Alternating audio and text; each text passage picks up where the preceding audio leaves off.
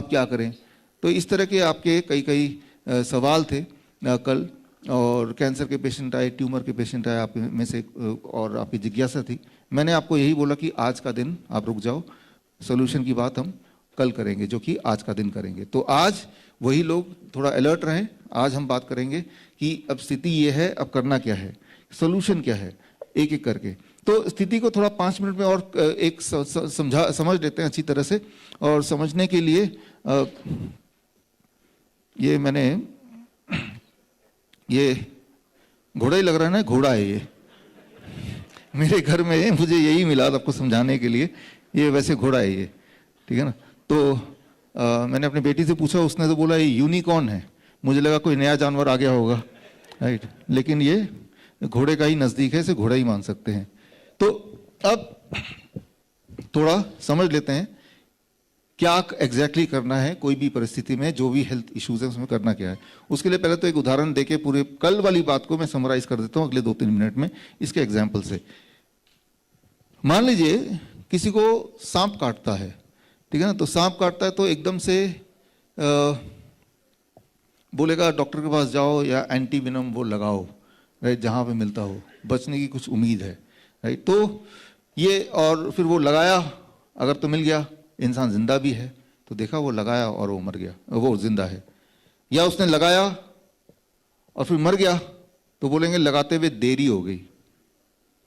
तीसरा, वो लगा नहीं पाया और मर गया, लगाता तो वो जिंदा रहता, राइट। तो आप देखेंगे कि अगर तो मर गया तो बीमारी से मरा, और अगर वो बच गया तो वो जो लगाया था ना उससे बच गया। ये एक अंडरस्टैंडिंग है। लेकिन क्या जब भी एंटी विनम लगाते हैं स्नेक बाइट में, तो क्या वो काम करता है? उसके पीछे का साइंस क्या है? ये मैं ऐसा नहीं बोल रहा हूँ कि आपको इस स्नेक बाइट के बारे में समझाना चाहता हूँ, वो तो समझाना चाहता ही हूँ। इसके माध्यम से मैं एक बड़ी बात समझाना चाहता हूँ, उसके लिए उदाहरण के तौर पे मैं ले रहा हूँ। तो पहली बात तो एंटी विनम होता क्या है, वो बनता कैसे है। जब भी सांप काटेगा या कोई भी पशु काटेगा, पक्षी काटेगी, कोई भी चीज अगर काटेंगे तो हमारे बॉडी के अंदर एक फॉरेन मैटर आएगा। फॉरेन मैटर मतलब ऐसी चीज जो हमारे बॉडी को नहीं चाहिए। उसे पॉइजन नाम दे दो, उसे टॉक्सिक नाम दे दो, उसे एंटीजन नाम दे दो, उसे विनोम नाम दे दो। मतलब कोई ऐसा पदार्थ जो बॉडी को नहीं चाहिए और बॉडी के अंदर जबरदस्ती डाल दिया, राइट। तो अगर वो सांप ने डाला तो उसे विनम बोल देंगे या उसे विष बोल देंगे, राइट। अगर वो कोई छोटा मोटा पैथोजन है तो उसे बैक्टीरिया बोल देंगे, वायरस बोल देंगे। लेकिन कोई ऐसी चीज जो बॉडी को नहीं चाहिए और बॉडी से जिसमें डैमेज होगा वो चीज बॉडी के अंदर चली गई है। सांप के केस में उसे बोलेंगे पॉइजन या विनम बोल देंगे, ठीक है ना। तो अब इसका एंटीडोट जिसे बोलते हैं, एंटीडोट मतलब कि इसको उलट कैसे करें, इसको ठीक कैसे करें, रिवर्स कैसे करें, तो वो एंटी विनम लगाना पड़ेगा उस सांप के हिसाब से। जैसा कि थोड़ी बहुत आपको अगर अंडरस्टैंडिंग है तो ऐसे ही बोला जाता है। अब वो एंटी विनम जब बना था तो बना कैसे था, वो बनाने की विधि क्या है, इसको समझ लेते हैं अगले 30 सेकंड में। वो ये कि एंटी विनम क्या है, कि एंटीडोट, कि वो एंटी विनम जैसे ही डॉक्टर आपको इंजेक्शन के रूप में देगा तो उम्मीद ये की जाती है कि सांप के जहर का असर कम हो जाएगा, आप बच जाएंगे। That is how it is.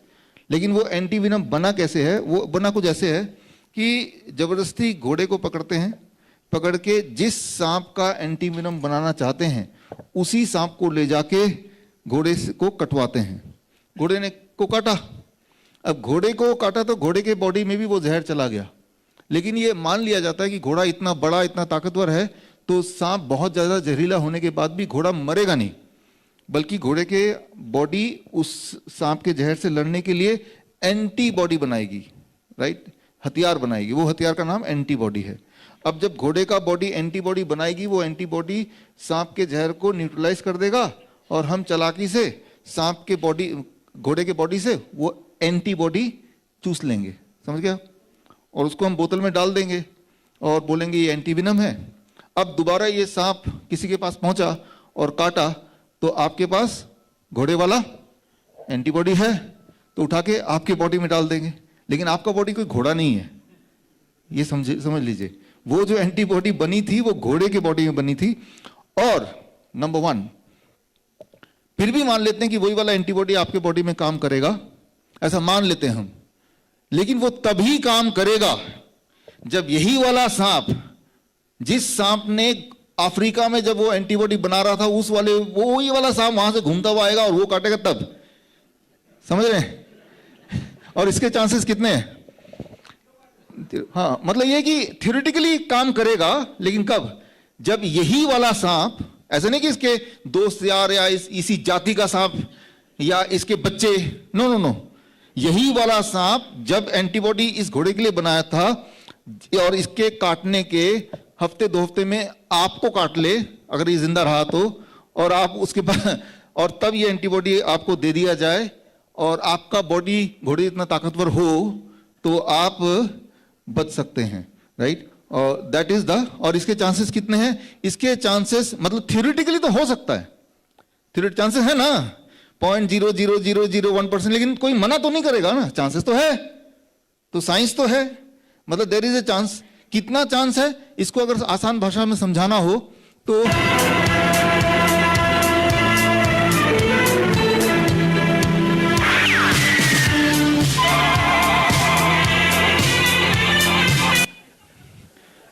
Chances है ना।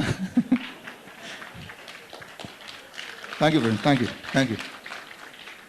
तो अगर कोई बोले कि ऐसा हो सकता है क्या, हो भी सकता है ना, करोड़ों बार करेंगे, एक बार तुक्का लग जाएगा, राइट? तो जितना चांसेस इसके होने के हैं उससे ज्यादा चांस नहीं कि आपका वो एंटीवेनम काम करेगा।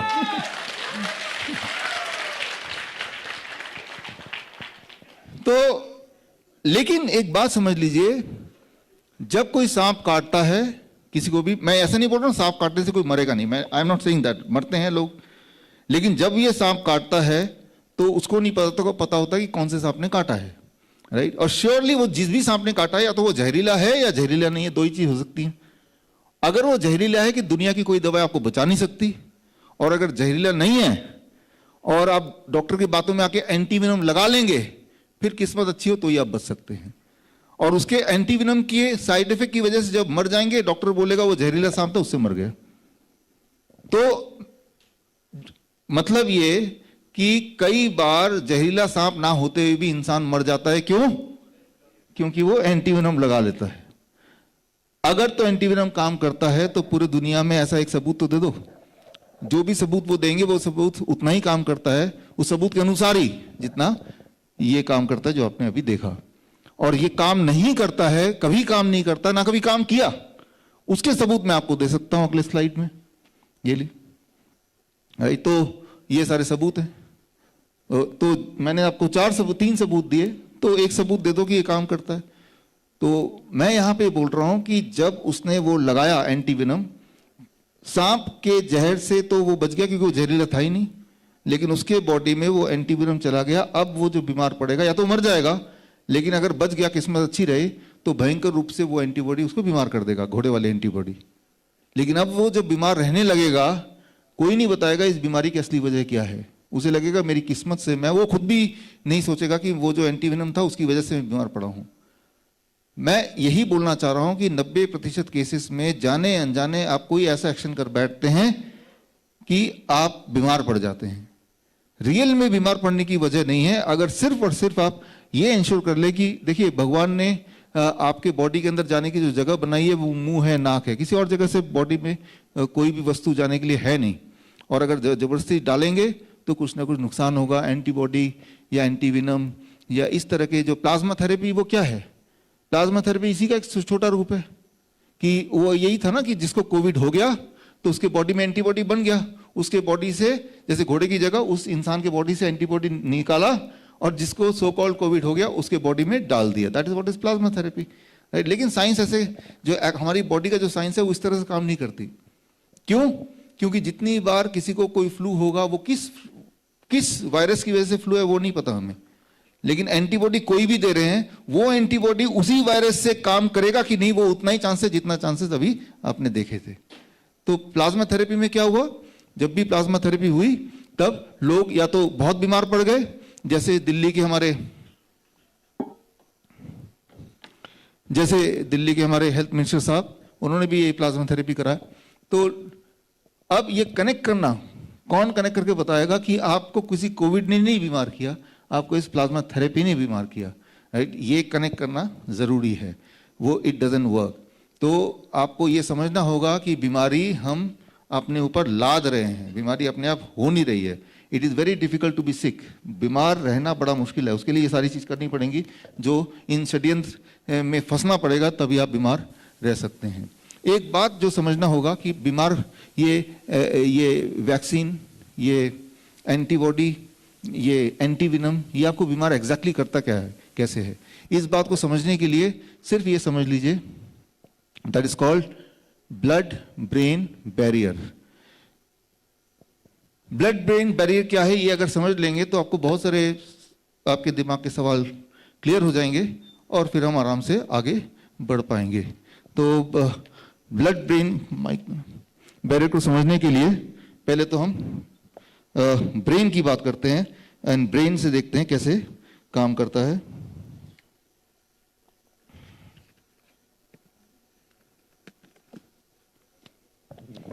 खोलना इसको। मेरे पास एक ब्रेन है, ये इंसान का नहीं है, ये पिग का ब्रेन है।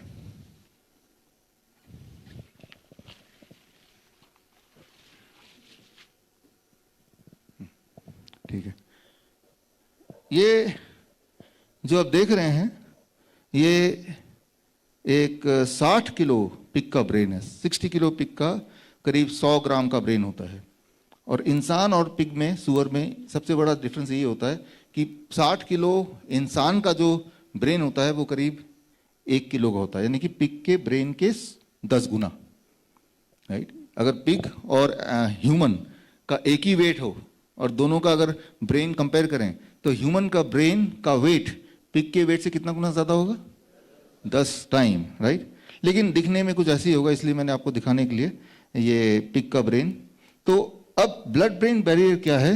ब्लड ब्रेन बैरियर मतलब कि ब्रेन, ये ब्रेन है कि ब्रेन इतना सेंसिटिव है कि ब्रेन के अंदर ब्लड को जाने की भी इजाजत नहीं है। ट्राई टू अंडरस्टैंड, ब्रेन के अंदर ब्लड को जाने की भी इजाजत नहीं है।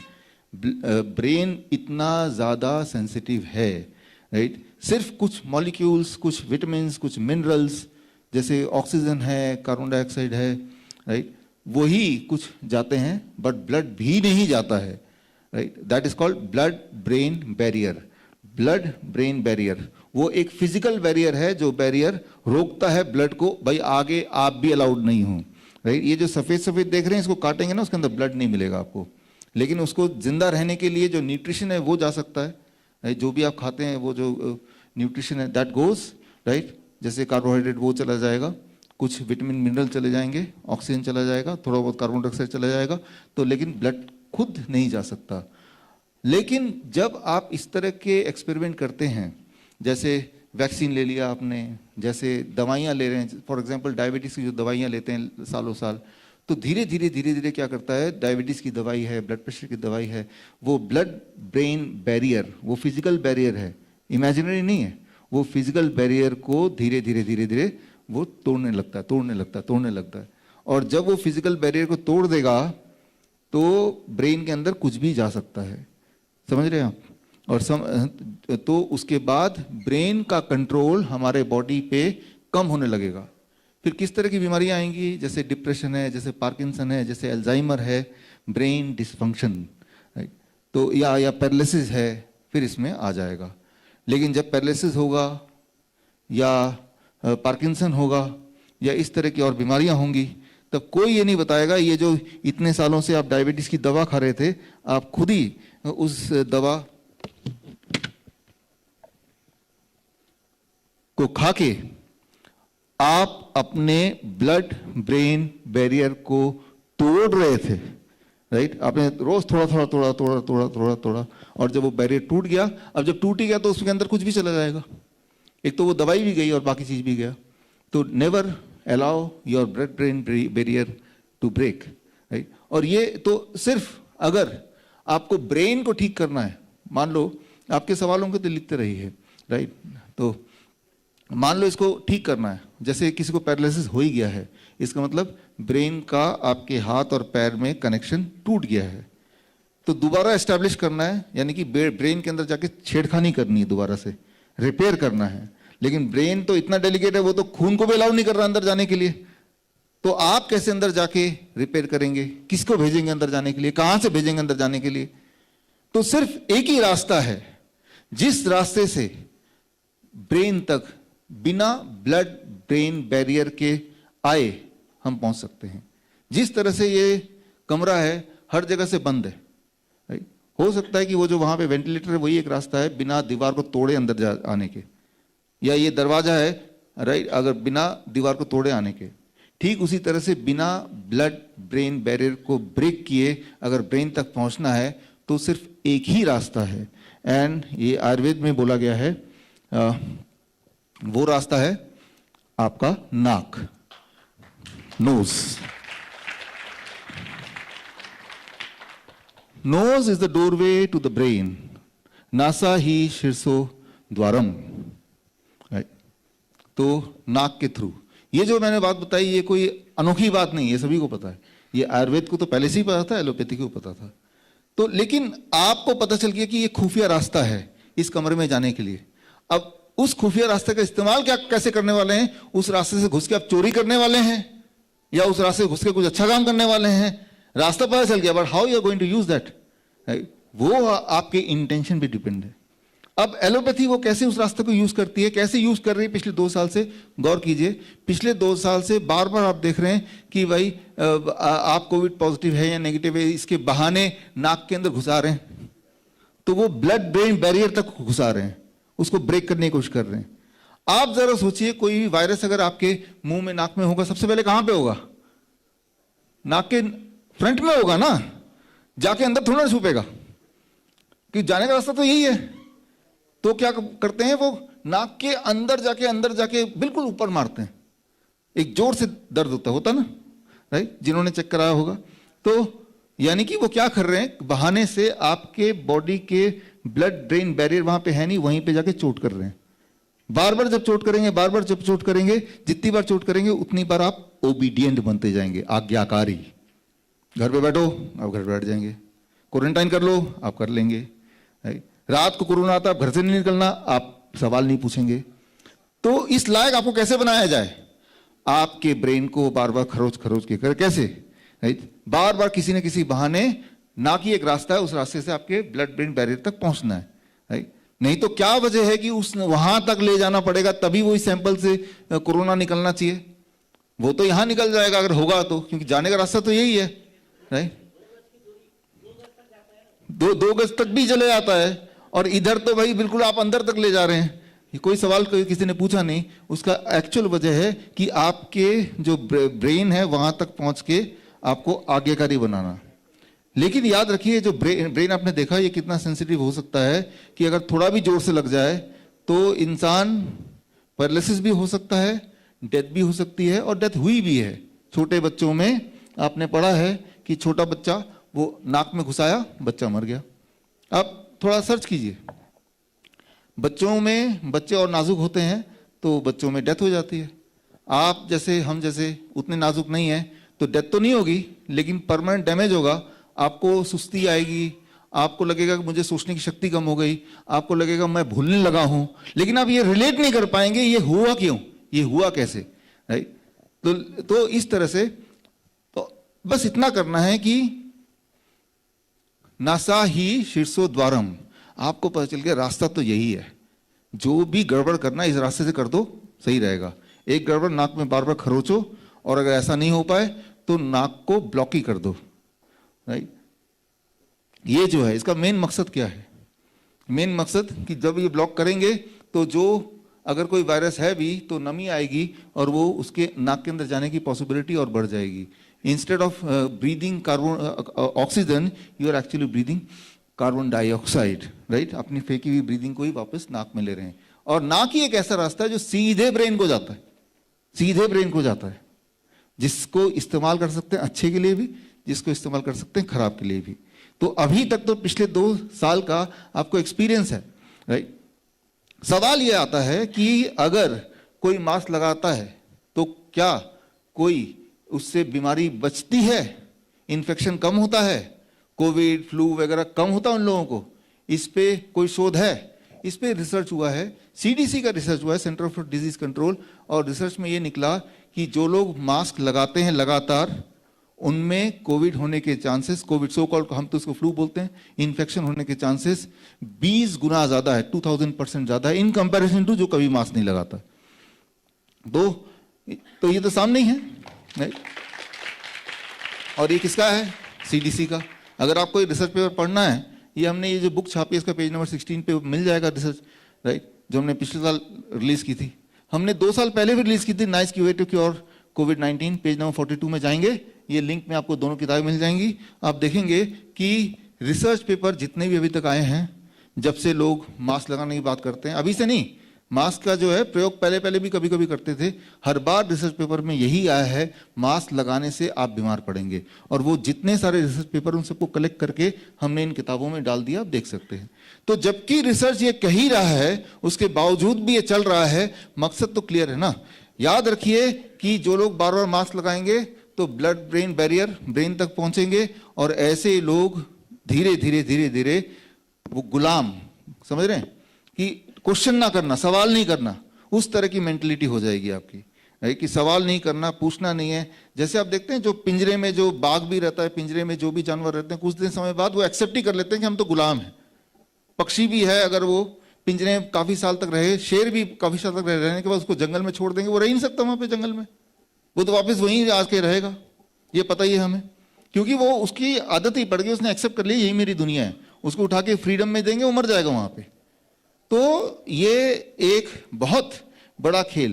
तो आप बीमार नहीं हैं, बीमार थे नहीं ओरिजिनली, ये जो आपकी हैबिट डाली जा रही है over a period of time, इस हैबिट से आप ब्रेन को डैमेज कर रहे हैं and you are going to be sick. और कभी भी कोई रिलेट करके बताया गया नहीं है आपकी जो पिछले 2 साल से जो हैबिट थी, that had made you sick. लेकिन ऐसा नहीं कि ये मेरी सोच है या मैं ऐसे एज्यूम कर रहा हूं, ये ऑलरेडी प्रूवन है। एज्यूम नहीं कर रहा हूं, ये प्रूवन है। और कहां प्रूवन है, वो रिसर्च पेपर कहां है, वो ये है।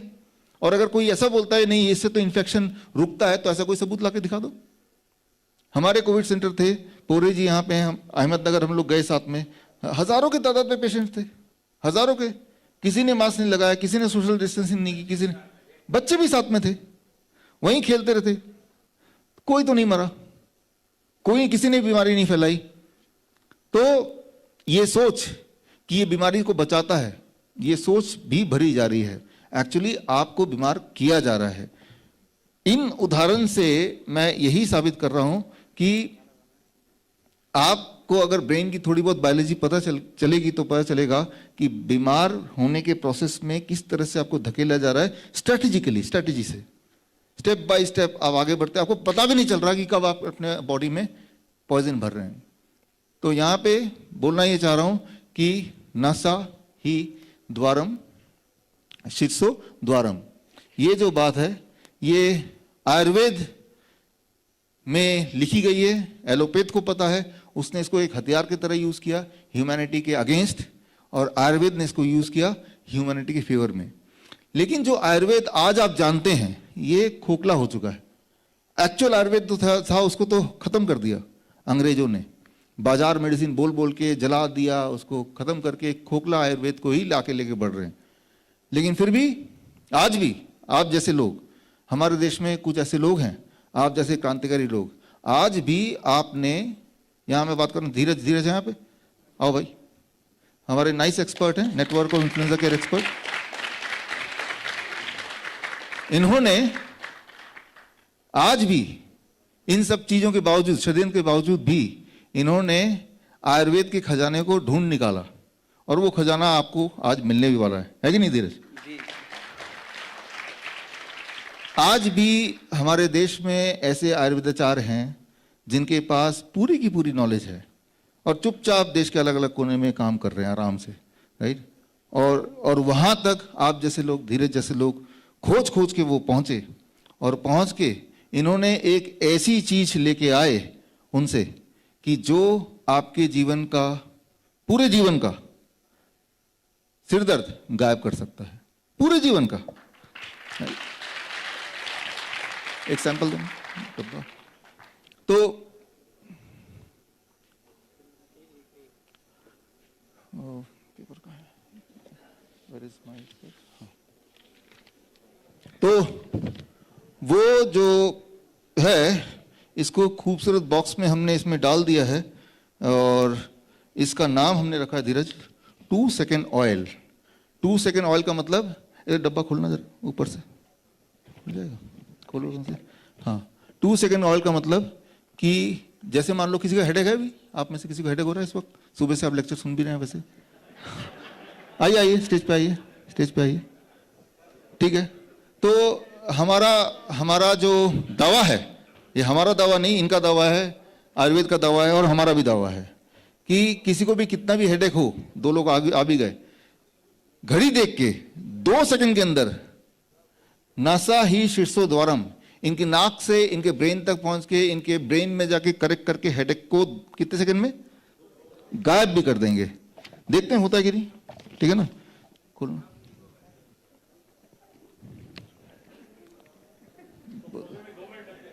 खोलने में 2 मिनट, क्योंकि इसके अंदर जो है ना माल वो सिर्फ 2 ml है। नहीं नहीं सर, मैंने ऑलरेडी बुक कराई हुई। अच्छा, आपको हेडेक है? हाँ, अच्छा, इसमें और लोग स्टेज पे मत आइए प्लीज, और लोग ना आए, क्योंकि मैं आपको जो बताने वाला हूँ उसके बाद वैसे भी आप नहीं आने वाले। सुन लीजिए, अगर तो हेडेक नहीं है और आपने इसको सूंघ लिया तो हेडेक हो जाएगा, ठीक है। रेडी? कैसे अभी हेडेक है इस वक्त? थोड़ा सा है, ठीक है, तो थोड़ा सा सूंघिए।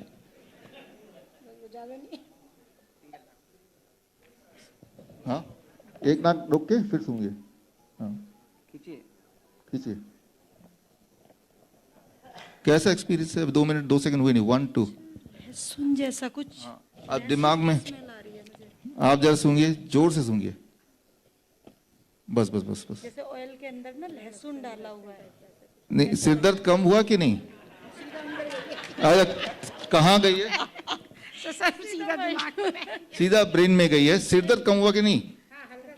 तो एक बार और लेंगे। था नहीं, देखिए। हाँ, आप लीजिए, बुक करा रखा है।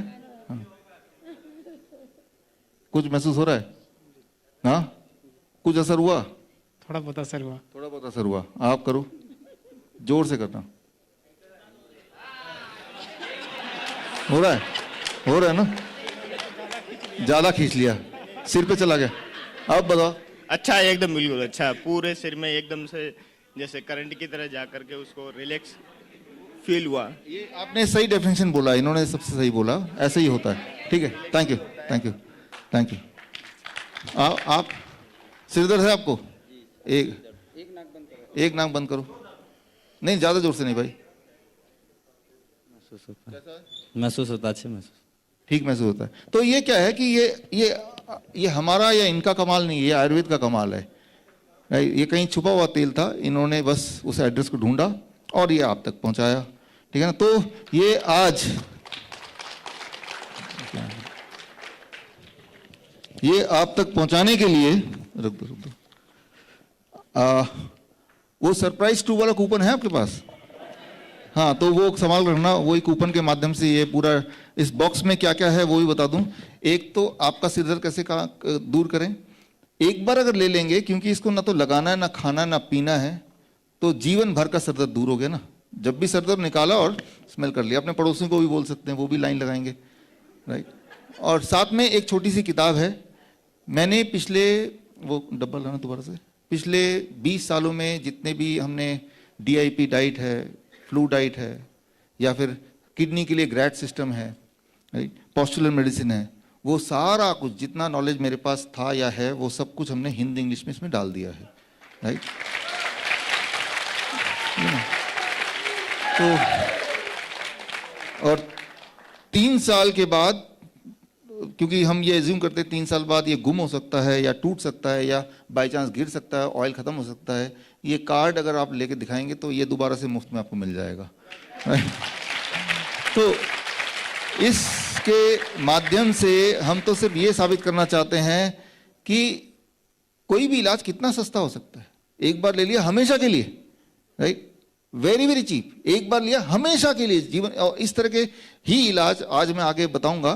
फिलहाल तो हमारे नीलेश जी प्लीज स्टेज पे आए, अक्षय भाई प्लीज स्टेज पे आए, रवि जी, प्रकाश पोरे जी प्लीज योगेश जी प्लीज, वीरेंद्र अंबर आप हैं, फिरोज प्लीज आओ, राकेश रफीक, सत्य प्रकाश जी, देवेंद्र पोपली जी आप हैं यहाँ पे, प्लीज आ जाएं स्टेज पे। तो विधिवत तरीके से पहले आज आप सबके बीच एज ए विटनेस हम लॉन्च करेंगे द 2 सेकेंड ऑयल, जो सीधे ब्रेन से नाक से ब्रेन में जाएगा और एक बार फिर से ये एहसास दिलाएगा कि दुनिया को ये लगता है कि आयुर्वेद बड़ा स्लो काम करता है, बल्कि इस एग्जाम्पल के माध्यम से मैं ये बताना चाह रहा हूँ कि आयुर्वेद से फास्ट कुछ है ही नहीं, राइट।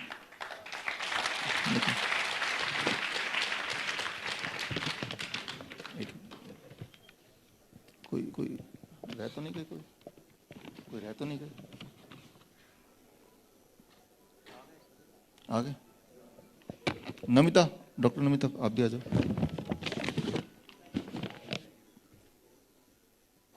पोपली जी प्लीज आइए। नहीं, इसका पेटेंट आयुर्वेद के पास है। आइए। तो इस मौके पे ये दुनिया के सामने अब ये ऑफिशियली रिलीज हो गया, हेडेक रिलीफ इन 2 सेकेंड्स। आप लंच के बाद जब आप वापस अंदर आएंगे तो वो सरप्राइज 2 आप के बदले में ये आप रिसीव कीजिएगा, क्योंकि इसके अंदर जो किताब है, आज जो ट्रेनिंग मैं अभी दूंगा वो जो टेक्निक्स हैं वो भी इस किताब में ही है, हिंदी इंग्लिश दोनों में है, मतलब एक ही किताब में दोनों भाषा में है, ठीक है। देखिए ये जो हमने बनाया है, दिस इज जो प्रोडक्ट है दैट इज 100 रुपीज़, 100 रुपये में जीवन भर के लिए, है ना। 100 रुपीज़ जीवन भर का, आपका सिरदर्द भी दूर करेगा, देश का सिरदर्द भी दूर करेगा, राइट। अब आपके सिरदर्द का नुस्खा मैंने बता दिया, और देश का सिरदर्द कैसे दूर करेगा वो अब मैं बताऊंगा। Thank you, thank you, thank you, thank you. ये हर तरह की जो माइग्रेन की सिरदर्द होती है, जो बहुत सालों से चलती है, राइट, उसमें बड़ी पावरफुली काम करता है। आप जब आपको मिल जाएगा तब आप खुद ही खोल के देखिएगा। हाँ, आधे सिर में है, सिर के पिछले और आगे हर जगह इट वर्क्स। वो भी इसके अंदर लिखा हुआ है, कैसे बनाया गया है वो भी लिखा हुआ है, राइट। जो बनाना चाहता है वो बना भी सकता है, राइट। Thank you. अभी एक बार कंप्लीट करना सर।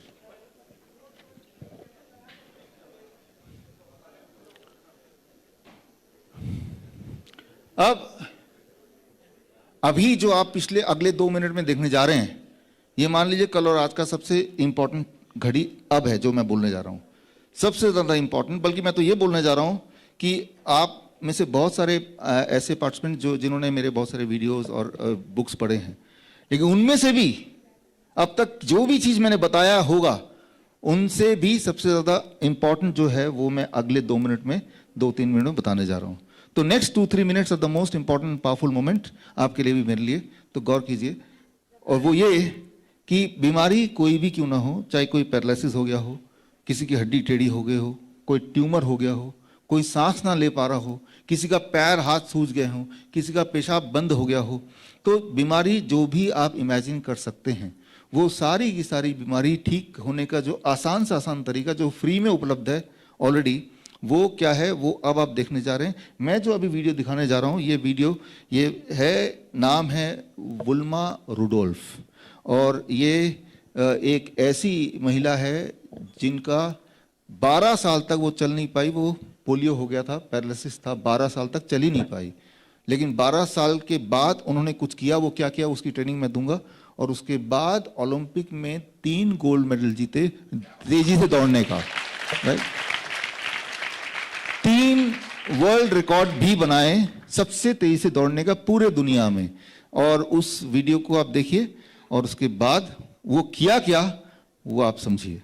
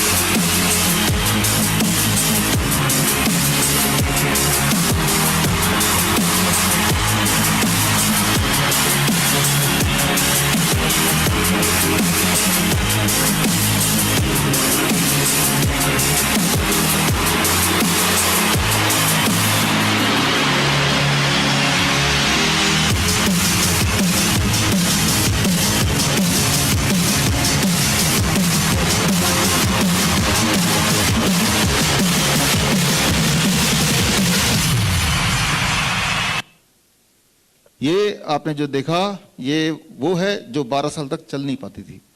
12 साल तक, लाइट्स आर ऑन कर दें please. Till 12 years she could not walk.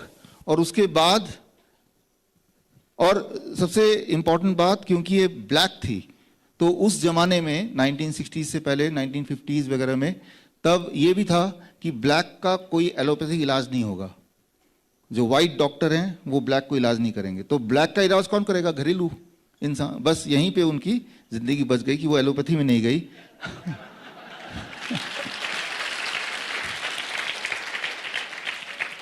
तो ये उनकी बायोग्राफी है, विल्मा रुडोल्फ बायोग्राफी। इस बायोग्राफी और मैंने और रिसर्च किया कि ये ठीक कैसे हुई। और ठीक होना तो चलो एक मिराकल है ही, ठीक होके वर्ल्ड रिकॉर्ड बनाना 3-3, ये कैसे हो गया? वो एलोपैथी में नहीं गई, वो तो बात समझ आती कि और खराब करने से बच गई, लेकिन ठीक कैसे हुए?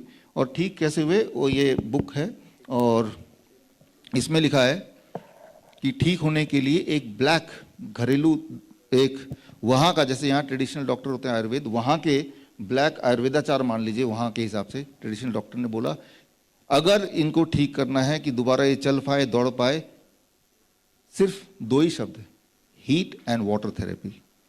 Heat and water therapy. तो ये हीट और वाटर ये दुनिया की हर बीमारी को ठीक कर सकती है। हमने देखा है हमारे हॉस्पिटल्स में, हम ये करते ही हैं। और हमारे हॉस्पिटल्स में ऐसे पेशेंट्स आते हैं जो कि किडनी फेलियर पेशेंट होते हैं, जिनको ट्रांसप्लांट के लिए बोला है, जो डायलिसिस के लिए जाते हैं, कैंसर पेशेंट्स होते हैं, वही वाले पेशेंट आते हैं जो हर जगह से हार मान जाते हैं। हमारे जहाँ जहाँ हॉस्पिटल हैं, डेरा बस्सी में है, हमारे जयपुर में है, हमारे जोधपुर में है, तो आते हैं। तो हम वही करते हैं जो ये इन्होंने किया।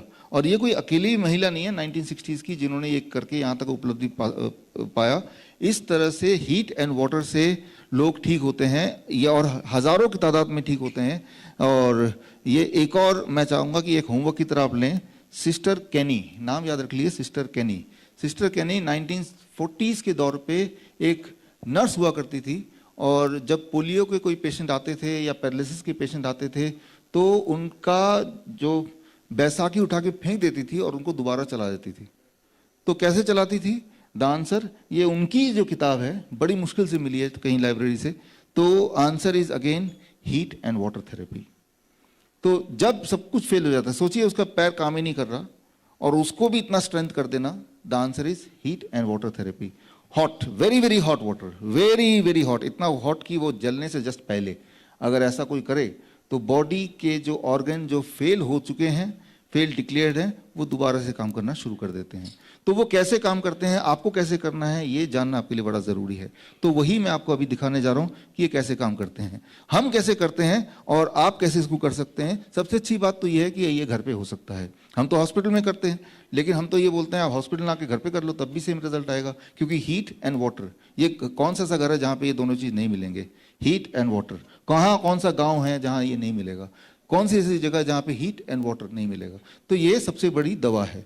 तो इसको हम कैसे यूज़ करते हैं? वेरी सिंपल, जो हम अपने हॉस्पिटल में कर ही रहे हैं कि हमने एक पानी का टब बनाया, जो कल आपको दिखाया था, मैं दोबारा दिखा देता हूँ। और हमने बस इतना प्रिंसिपल सोचा कि पानी के टब के अंदर यहाँ तक बैठ जाए कि पानी यहाँ तक आ जाए, राइट। इसके ऊपर जाएगा तो वो सांस ही नहीं ले पाएगा, इससे नीचे, इसलिए।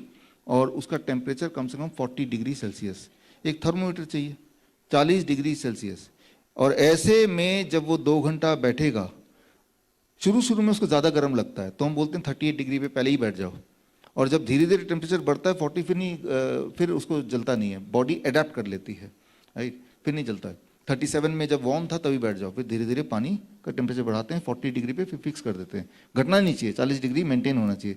ऐसे जब पेशेंट बैठते हैं लगातार 2 घंटे, और ऐसे कुछ दिनों तक बैठते हैं, तो हमने देखा है, हर बार देखा है, पेशेंट जिसकी किडनी फेल हो गई बोल रहे हैं कि ये तो मर जाएगा या किडनी ट्रांसप्लांट करो, रोज डायलिसिस के लिए जाता है या हर दूसरे दिन जाता है, तीसरे दिन जाता है, धीरे धीरे डायलिसिस उनकी बंद हो जाती है।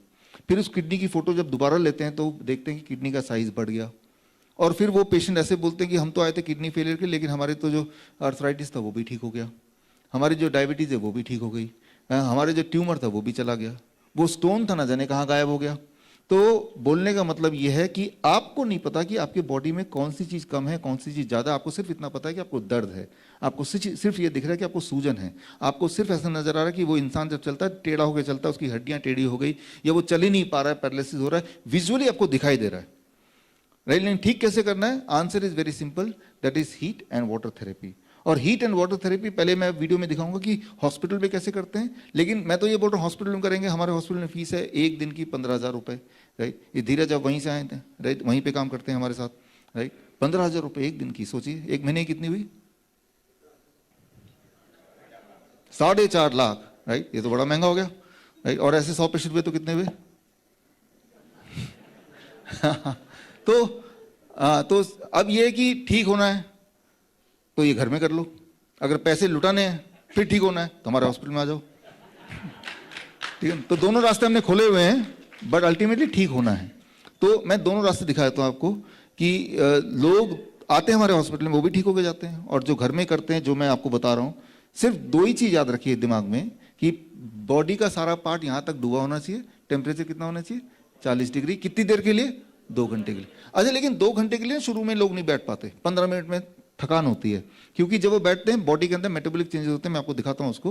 तो हम बोलते हैं 15 मिनट बैठो, अगले दिन 20 मिनट बैठो, ऐसे करते करते 2 घंटे तक ले जाओ। तो ये सारी फ्लेक्सिबिलिटीज हैं, ये सारी ट्रेनिंग का पार्ट है, जो आपको बुक मिलेगी छोटी सी, उसमें सारी छोटी छोटी बातें लिखी हुई हैं ताकि आप समझ जाएं। जितना आसान आपको लग रहा है उससे भी ज़्यादा आसान है।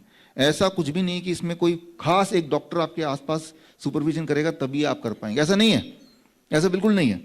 थोड़ा कॉन्फिडेंस रखिए, कोशिश कीजिए, आप कर पाएंगे। खास तौर पे वो आप में से जो आए थे कि अपनी बच्ची का हड्डी पीछे टेढ़ी हो गई, डॉक्टर ने बोला सर्जरी करना है, मैं यही बोल रहा हूँ कि सर्जरी कभी मत कराइए। अभी तो फिर भी टेढ़े होने के बाद बच्चा सारा काम कर पाता है, वो बिल्कुल ही पैरालाइज्ड बच्चा हो जाएगा सर्जरी के बाद, और वो डॉक्टर तो हाथ खड़े कर ही देंगे।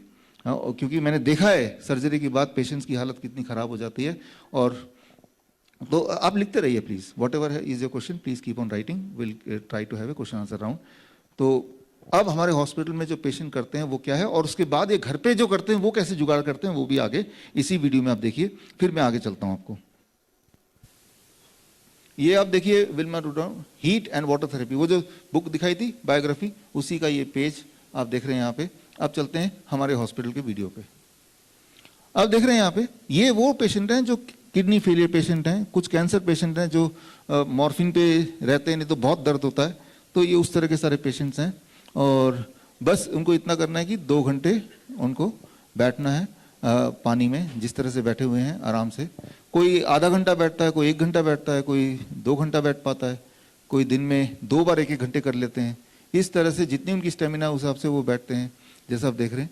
तो हर एक का आप देख रहे हैं कि लगभग गले तक पानी है, और पानी का टेम्परेचर मेंटेन करने के लिए पीछे जो इक्विपमेंट्स हैं उससे वो 40 डिग्री मेंटेन करने की कोशिश कर रहे हैं। ये जयपुर में का हॉस्पिटल अगर जाएंगे तो जयपुर में इस तरह से लगे हुए हैं। तो एक फीमेल सेक्शन है, ये मेल सेक्शन है। मेल सेक्शन का आप ये फोटो देख रहे हैं। तो ये जोधपुर में जो हमारा हॉस्पिटल है वहाँ पे पेशेंट बैठे। तो देखिए हीट एंड वाटर वो आपके बॉडी के सारे ऑर्गन्स को एक्टिवेट कर सकती है, कर देती है। अब ये घर पे बैठे हैं,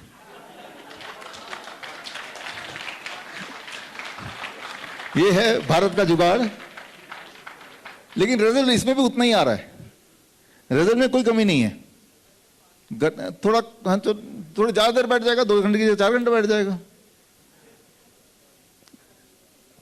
तो ड्रम को काटा इन्होंने, फ्रिज, सेकेंड हैंड फ्रिज को दरवाजा हटा दिया,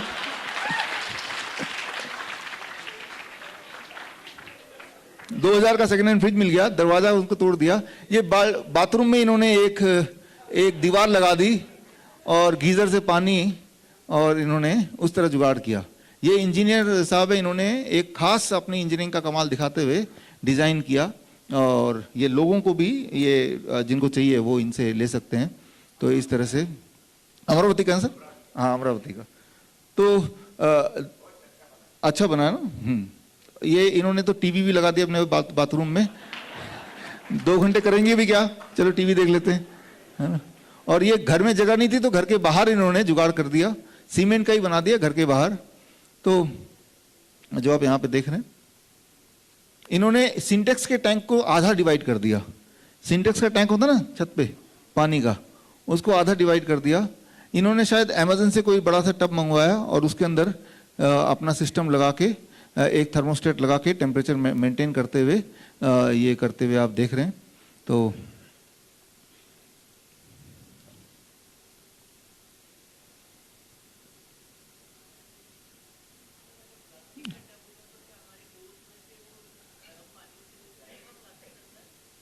प्लास्टिक के टब हैं इसमें काफी सारे। नहीं जाएगा, ऐसे नहीं जाएगा। इन्होंने गड्ढा खोदा और उसमें पॉलिथीन लगा के और उसी में इन्होंने, इनका फोन नंबर भी है, अगर आप चाहते हैं 1500 रुपए में आपके घर के वहां गड्ढा खोद के बना के दे सकते हैं आपको, ये सर्विस भी है। हाँ, तो बॉम्बे में तो पहले से ही खड्डे हैं बस उसमें लेटना ही है। ये अजमेर के हैं ये पेशेंट, इन्होंने जुगाड़ से देखिए किस तरह से बना रहे। बच्चा डायलिसिस फ्री है पूरी तरह से, जो हफ्ते में 2 बार डायलिसिस पहले चलता था, तो इन्होंने अपने घर के सामान से जुगाड़ से ये बनाया हुआ है। तो this is called heat and water therapy, हम इसे बोलते हैं ग्रैड सिस्टम। Thank you. इसे कहते हैं ग्रेविटेशनल रेजिस्टेंस। ग्रेविटेशनल रेजिस्टेंस, इसमें what is working, gravitational resistance काम कर रहा है। प्रिंसिपली क्या काम कर रहा है, जैसे अभी मैं खड़ा हूं तो एटमॉस्फेरिक प्रेशर मेरे सिर के ऊपर है, दैट इज 1 एटमॉस्फेरिक प्रेशर, जो आपके सिर के ऊपर भी है। लेकिन जब ये पानी में बैठते हैं तो पानी के नीचे जो पानी में डूबा हुआ बॉडी, उसमें पानी वाला प्रेशर भी है, दैट इज अबाउट 2%, 2% और ज्यादा प्रेशर है। ये जो प्रेशर डिफरेंस है बिटवीन अपर सिर और लोअर बॉडी, ये प्रेशर डिफरेंस बॉडी के अंदर कई सारे मेटाबॉलिक चेंजेस ले आता है। ब्लड रीडिस्ट्रीब्यूट होने लगती है, गर्मी की वजह से स्वेटिंग होने लगती है, हार्ट रेट बढ़ने लगता है और जो स्ट्रोक वॉल्यूम वो भी बढ़ने लगता है। और इससे एक खास तरह का प्रोटीन जो बॉडी में अधिक मात्रा में बनता है, that is called heat shock protein.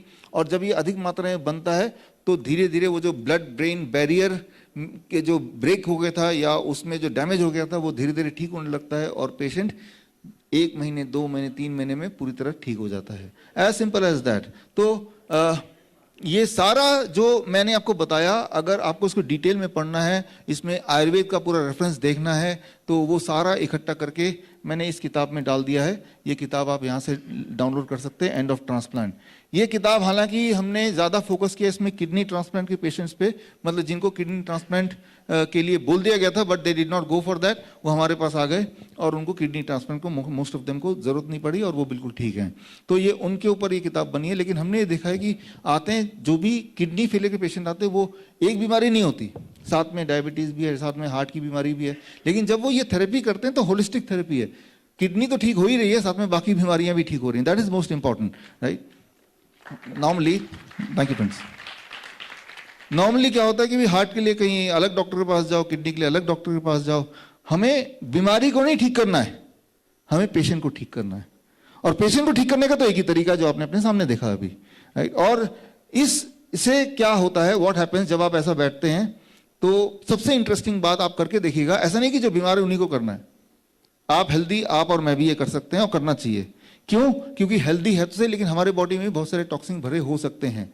तो आप एक्सपेरिमेंट कीजिए, अगर आप कर सके तो आप पहले अपना वेट लीजिए, आपका वेट कितना, मान लो 60 kg 70 kg, फिर इस पानी में 2 घंटे बैठिए इस तरह से, और उसके बाद पानी से निकलने के बाद बॉडी क्लीन करने के बाद दोबारा वेट कीजिए और आप देखेंगे 200 ग्राम, 300 ग्राम, 500 ग्राम, 1 किलो, 1.5 किलो, इतना वेट पहले दिन ही कम हो जाता है। वो जो वेट कम हुआ वो कौन सा वाला वेट था? Thank you friend. That is the access wait.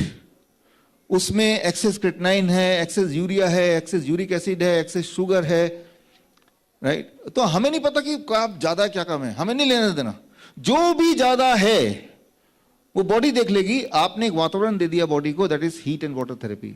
तो जो वुल्मा रुडोल्फ का मैंने आपको दिखाया था, तो वो जो वर्ल्ड रिकॉर्ड जिन्होंने बनाया, ओलंपिक में 3 गोल्ड जीते, दुनिया की सबसे तेज दौड़ने वाली महिला, 12 साल तक वो चल नहीं पाती थी, पैरालिसिस था। उन्होंने यही किया कि अपने पैर को बहुत गर्म पानी में रखना शुरू कर दिया, अपने पैर को। उनकी जो प्रॉब्लम थी सिर्फ पैर तक ही लिमिटेड थी, ऊपर से वो छोटी थी उस वक्त, तो उनके लिए पूरे बॉडी की जरूरत नहीं, सिर्फ पैर बहुत गर्म पानी में 41 डिग्री सेल्सियस, 42 डिग्री सेल्सियस। लेकिन अगर अचानक 42 डिग्री सेल्सियस में पानी हाथ और पैर डालेंगे तो आपको जलेगा, तो करना क्या है, 37 डिग्री से जब है तभी पैर रख दिया, धीरे धीरे पानी का टेम्परेचर बढ़ता गया, आपका बॉडी अडेप्ट करेगा और धीरे धीरे वो ब्लड सर्कुलेशन से, जब कहीं गर्म होता है तो होता क्या है कि गर्मी से एक सिग्नल जाता है ब्रेन को कि यहाँ पे अलर्ट हैं, यहाँ पे रेड अलर्ट है, तो सारी इम्यूनिटी वहाँ खींची चली आती है और वहाँ जाके जो भी वहाँ पे करेक्शन है वो होना शुरू हो जाता है। आपको सिर्फ गर्मी पहुँचानी है उस जगह पे जहाँ पे कोई दिक्कत है,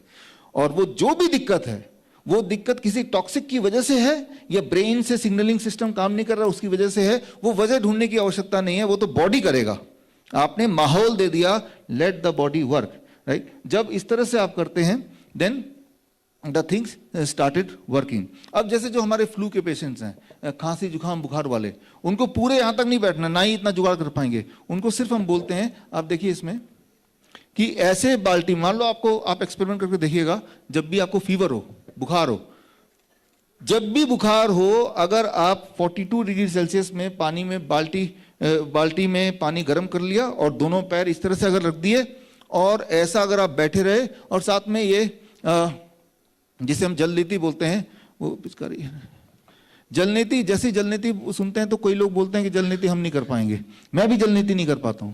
तो मैंने क्या किया, सॉस का एक बोतल ले लिया और इस बोतल में 200 ml पानी भरा 39 डिग्री सेल्सियस पे, और ऐसे करके जब आप पिचकारी की तरह करेंगे तो अपने आप ही पानी जादू की तरह यहां से जाएगा, अपने आप निकलेगा, पहली बार में, फर्स्ट टाइम में निकलेगा। तो हमने क्या किया, वो जो nose is the doorway to brain, उसको अपने फेवर में यूज किया। Nose is the doorway to brain. तो जब आप ऐसे, तो जलनीति नोज को डोरवे टू ब्रेन यूज करती है, लेकिन आपको ठीक करने के लिए। मास्क आप लगाते हैं तब भी नोज इज द डोरवे, लेकिन अपने आप को बीमार करने के लिए। तो ये जो चीजें हैं, कोई नई चीज नहीं बता रहा हूं मैं सिर्फ बता रहा हूं कि ये बहुत इफेक्टिव है और ये हर बार काम करती है। यही चीजों से हम लोगों को ठीक करते हैं। तो जैसे ही कोई फ्लू होता है, किसी को सर्दी जुकाम बुखार, तो सिंपल हीट एंड वाटर। लेकिन हीट एंड वाटर बॉडी को देना कैसे है, बहुत ही सिंपल। 42 डिग्री सेल्सियस में आपने देखा कि यहाँ पे वो बैठना है पानी में, और साथ में 39 डिग्री सेल्सियस पे 200 ml पानी लेके 100 ml इस नाक से 100 ml इस नाक से आपको जलनीति करनी है, जो कि बड़ा आसान है। और तीसरा, ये 80 डिग्री सेल्सियस पानी में पानी भर लेना, मतलब वेरी हॉट, उसको सिप करना है। वार्म वाटर नहीं बोल रहा, हॉट वाटर। आधा घंटे बाद आपका टेम्परेचर 1 डिग्री और बढ़ जाएगा, और उसके आधे घंटे बाद टेम्परेचर नॉर्मली हो जाएगा जाके नीचे। Fever is not a disease, fever तो आपका एक प्रोटेक्टर है, वो तो बॉडी का एक तरीका है वायरस से लड़ने का। तो आपने बॉडी को सपोर्ट कर दिया। तो हमने देखा कि 1 घंटे से 2 घंटे के अंदर पेशेंट का जो फीवर है उतर जाता है। लेकिन हमने फीवर उतारने की कोशिश नहीं किया, हमने क्या किया, उल्टा गर्मी देके फीवर को और बॉडी को सपोर्ट कर दिया कि अच्छा फीवर चाहिए, let me give artificial fever, artificial. तो ये आप क्या सीख रहे हैं, heat and water therapy, right. जो गंभीर बीमारी के लिए पूरे बॉडी में डुबोना है, और अगर इस तरह का फ्लू है, सर्दी जुकाम बुखार है, और आपको लगता है कि 1-2 घंटे में ठीक होना है, तो ये उसका ये जुगाड़ है। लेकिन इस तरह से बहुत सारे अलग अलग मेडिकल सिचुएशन में अलग अलग जुगाड़ है। तो वो अलग अलग जुगाड़ अगर मैं इस तरह का ट्रेनिंग में लूं तो आज का पूरा दिन इसी में निकल जाएगा। वो छोटी सी बुक में मिल जाएगा। जो मेजर पार्ट है उतना मैं आपको बता देता हूं, ये ज्यूम करते हुए कि ये बेसिक चीज आपको समझ आ गई, बाकी किताब से आप पकड़ ही लेंगे चीजों को। तो याद रखिए, जब इस तरह से करते हैं तो बॉडी के अंदर जो भी पैथोजन गया है, पैथोजन मतलब कोई वायरस गया हो, बैक्टीरिया गया, हमें नहीं पता पैथोजन गया भी कि नहीं, लेकिन हमें ऐसा महसूस हो रहा है कि भाई अनईजी लग रहा है, फीवर लग रहा है, सर्दी जुकाम बुखार हो गया, वो हमें दिख ही रहा है। तो हमने अपने आप को ऐसा कर दिया और ये एज्यूम कर लिया कि जो भी कुछ बॉडी के अंदर गया जो नहीं होना चाहिए, बॉडी उसे बाहर निकाल ही देगी, राइट। तो ये एज सिंपल एज दैट। और उस वक्त ऐसा करते हुए बॉडी का बहुत एनर्जी का लॉस होता है, तो हमें एक डाइट पे बॉडी को रखना होता है ताकि वो एनर्जी गेन कर ले, आपको ताकत वापस आ जाए, जिसे हम बोलते हैं DIP डाइट। DIP डाइट कितने लोगों को ऑलरेडी पता है? आप में से सभी को पता है, राइट। तो DIP डाइट, फिर भी जो लोग नए हैं, I will take just 1 minute to brief, बाकी एक दूसरे सीख सकते हैं और छोटी बुकलेट में भी सीख सकते हैं। DIP डाइट बताना बहुत जरूरी है। वो इसलिए क्योंकि कल हमने ये सोचा था कि आप में से ज्यादातर लोग वो स्प्राउट्स उसमें इंटरेस्ट दिखाएंगे। आपने स्प्राउट्स तो इंटरेस्ट दिखाया, लेकिन आपने ज्यादा इंटरेस्ट दूसरे वाले खाने पे दिखाया, VIP डाइट पे, राइट। तो लेट आने की वजह से, ठीक है। तो DIP diet is as simple as that कि सुबह फल खाना है पेट भर के, राइट, इस फॉर्मूले के हिसाब से, यानी कि अगर मेरा वेट 70 kg, कम से कम 700 ग्राम, कम से कम। और फलों में कोई डिस्टिंक्शन नहीं है। अगर आप डायबिटीज़ के पेशेंट हैं, डायबिटीज़ के सिम्टम्स हैं, तो मीठे फल जरूर खाना है और पेट भर के खाना है। जैसे ही आप आम खाएंगे 2-3 किलो, डायबिटीज़ के पेशेंट वो तो सोचता है कि आप मुझे मार डालना चाहते हैं, लेकिन 2-3 किलो खाने के बाद जब वो ब्लड शुगर चेक करता है वो तो बिल्कुल नॉर्मल है, उल्टा दवा लेने की जरूरत ही नहीं पड़ती।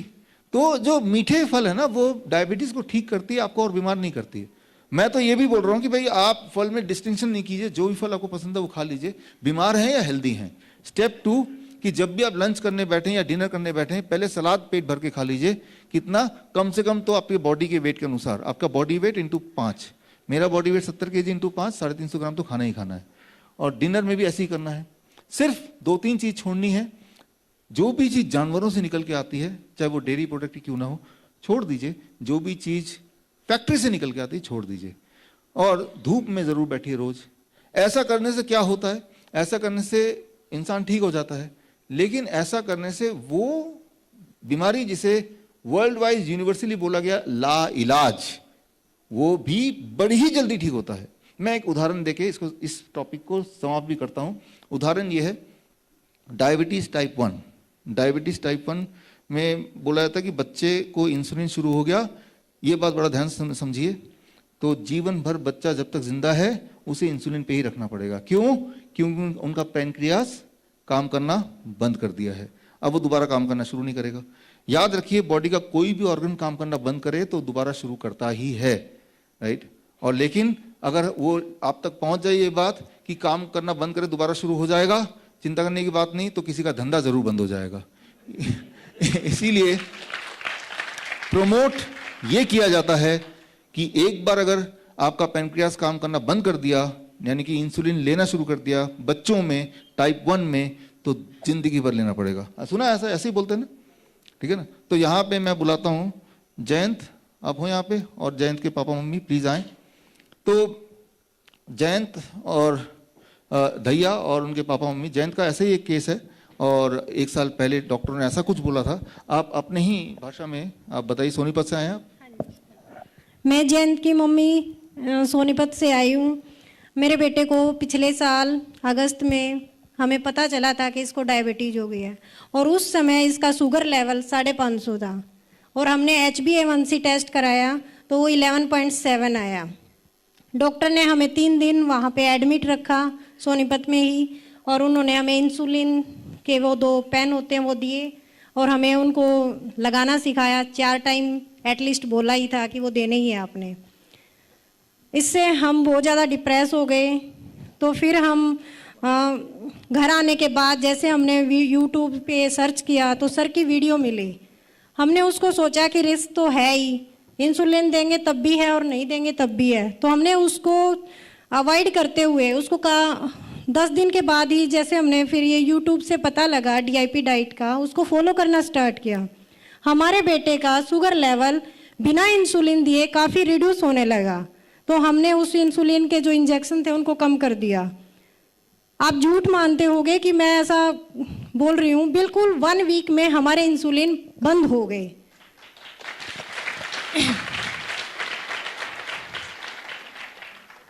और अब 1 साल हो गया है, इसको कभी भी हमें इंसुलिन नहीं देना पड़ा है, और इसका शुगर लेवल कभी भी 150 से अबव नहीं गया है, बिल्कुल भी।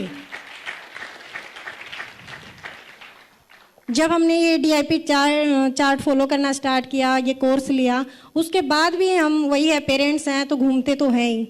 हम अपने बेटे को लेके काफ़ी जगह घूमे, बहुत डॉक्टरों के पास गए, हर किसी ने हमें यही कहा कि आपने इसको इंसुलिन देने हैं, यही इसका लाइफ टाइम इलाज है, अदरवाइज इस बीमारी का इंडिया तो क्या अमेरिका में भी कोई इलाज नहीं है, और अभी नहीं 10 साल तक नहीं है। ऐसा हमें बोला गया। लेकिन हमने कहा कि हमारे बेटे की नॉर्मल चल रही है तो हम इंजेक्शन क्यों देंगे। वो बोले कि आप पागल हैं, आप अपने बेटे को जिंदा ही नहीं रखना चाहते। हमें ऐसा सुनने को मिला। हमने कहा कि देखो आप हम चार्ट बनाते थे डेली का, मैं डेली चार्ट बनाती थी इसका। हमने दिखाया कि आप देखिए कभी भी इसकी 200 है, अब वो गई ही नहीं है, तब स्टार्टिंग थी। तो फिर उन्होंने कहा कि ये हनीमून पीरियड आता है, किसी बच्चे में 1 मंथ का आ गया, किसी में 2 मंथ का आ गया। तो फिर हमें वही टेंशन तो हो ही जाती है। हम डॉक्टर टीम से कंसल्ट किया। मेन गाइडर हमारी ललिता मैम रही हैं, उन्होंने काफ़ी कोऑपरेट किया, हमें बहुत अच्छे से गाइड किया। मैम ने कहा कि आप फॉलो करते रहिए, आपको ऐसी कोई प्रॉब्लम नहीं आएगी। तो सच में आज तक हमें ऐसी कोई भी प्रॉब्लम नहीं आई है। और मैं ये कहती हूँ कि इसका कोई साइड इफ़ेक्ट तो कहाँ है, इसके इतने गुड इफ़ेक्ट्स हैं कि मेरे बेटे में मैं ये देखती हूँ कि इतना ज़्यादा एक्टिव और स्टेमिना, कंसंट्रेशन पावर, हर किसी चीज़ में इफ़ेक्ट हुआ है, हर कोई चीज़ इंक्रीज हुई है। इसके जो स्टेमिना है, पहले जब ये बिल्कुल ठीक था तब तो हमें पता भी नहीं था कि ऐसा कुछ हो सकता है, तब भी ये 200 मीटर तक की रनिंग नहीं कर पाता था। लेकिन आज मेरा बेटा ये 9 से 10 किलोमीटर की डेली रनिंग करता है।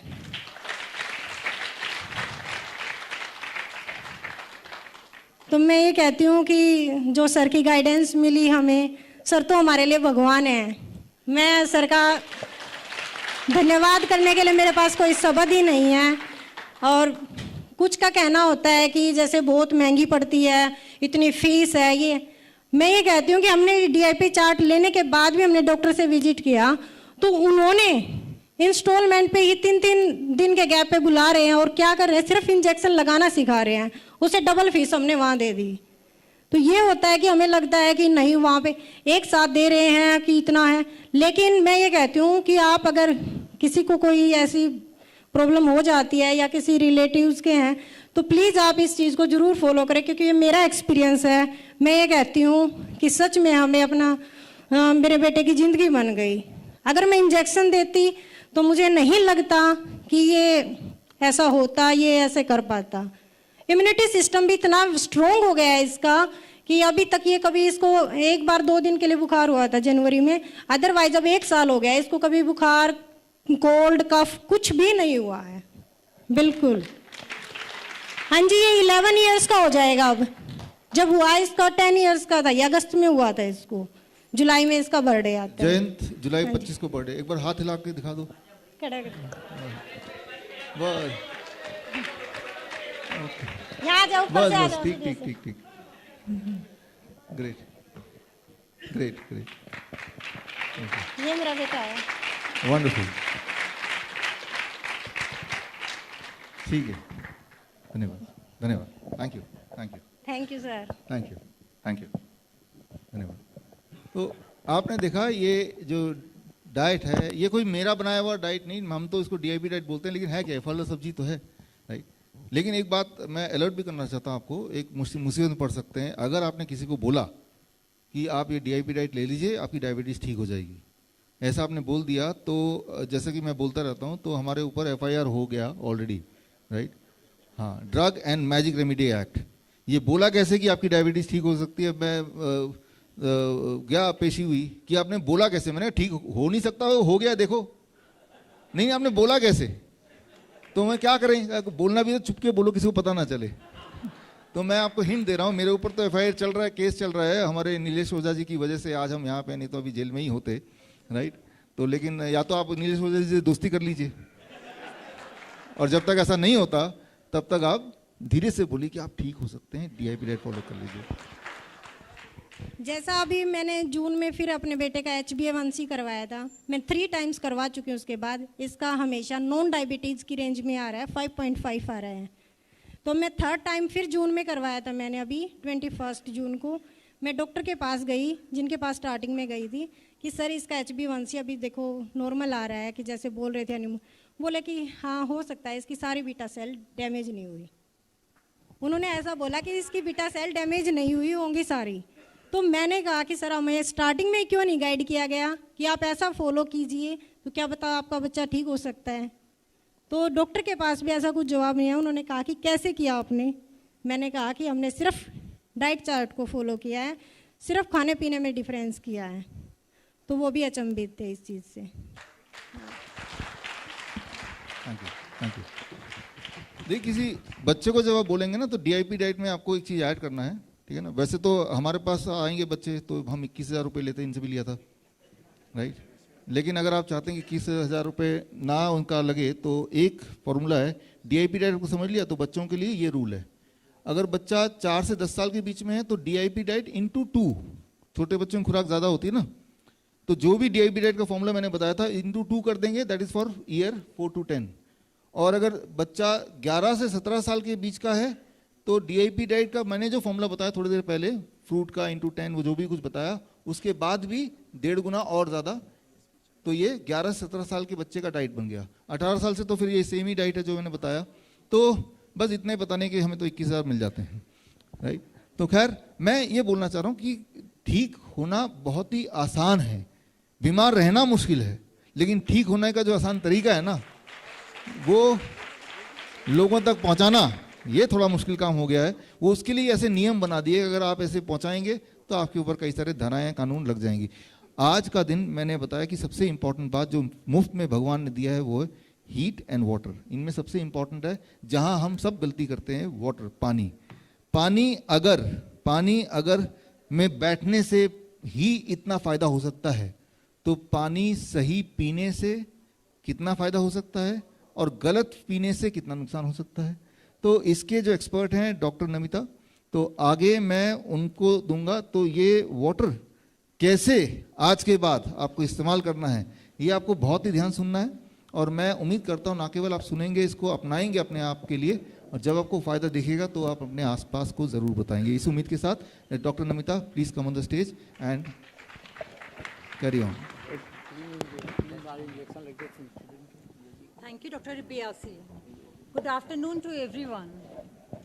तो आज की जो ये थेरेपी है, अगर आपने ये समझ ली, इसमें ना कोई कॉस्ट है and it's a magical therapy.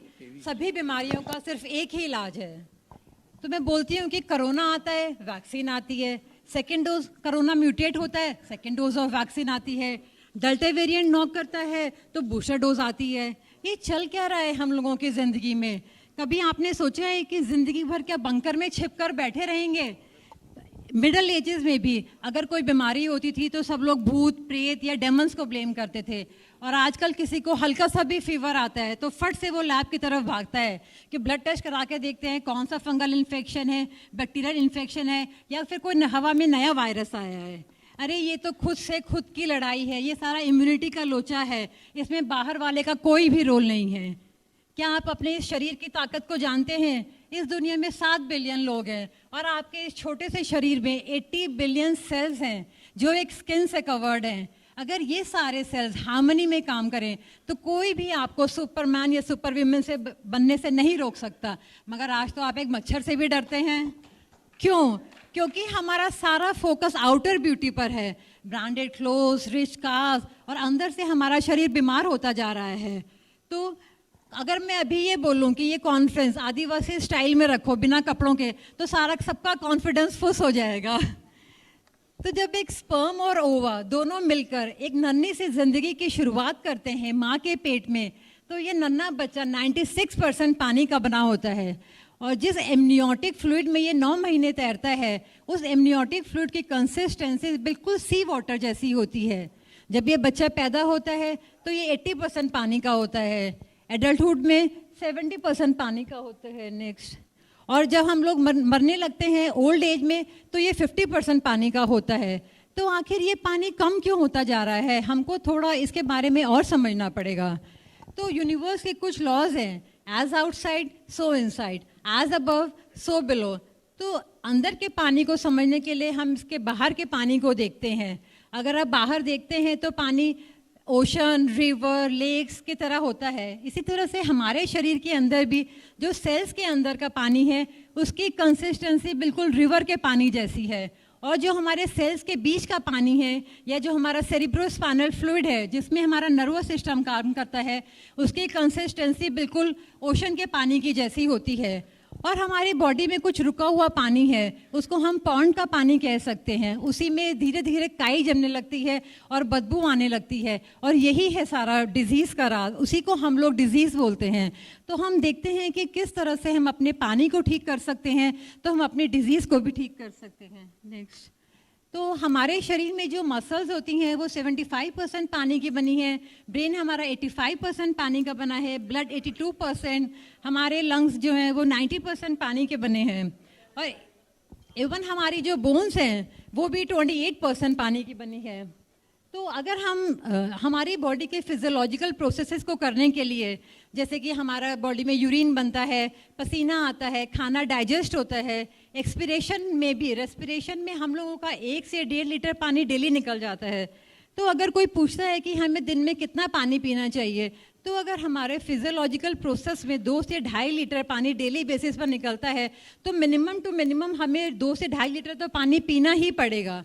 और उसके ऊपर भी अगर हम कोई फिजिकल एक्सरसाइज करते हैं, जैसे डांस करते हैं या हम लोग धूप में काम करते हैं, तो हमारे को अपनी बॉडी को हाइड्रेट करना ही पड़ेगा। बट अगर हमारा बॉडी में वाटर की क्राइसिस होती है, तो हमारी बॉडी में इसको हम बोलते हैं डिहाइड्रेशन। डिहाइड्रेशन का मतलब क्या है कि हम लोग अंगूर से किशमिश बनने लगते हैं, हम लोग जवानी से बुढ़ापे की तरफ मूव करने लगते हैं। तो अगर हम लोग अब आप बोलेंगे कि हम डिहाइड्रेशन को टेस्ट कैसे करें, हमें पता कैसे चलेगा कि हमारी बॉडी हाइड्रेटेड है या डिहाइड्रेटेड है? उसके लिए किसी लैब में जाने की और पैसा खर्च करने की ज़रूरत नहीं है। बहुत सिंपल सा तरीका है, आप अपने यूरिन को ऑब्जर्व करना शुरू करिए। अगर आपका यूरिन कलरलेस है तो इसका मतलब आपकी बॉडी टोटली हाइड्रेटेड है। अगर यूरिन थोड़ा येलोइश टिंच पर आने लगता है तो इसका मतलब डिहाइड्रेशन शुरू हो गई है। और अगर वो डार्क येलो या ऑरेंजिश आता है तो इसका मतलब आपकी बॉडी सीवियरली डिहाइड्रेटेड है।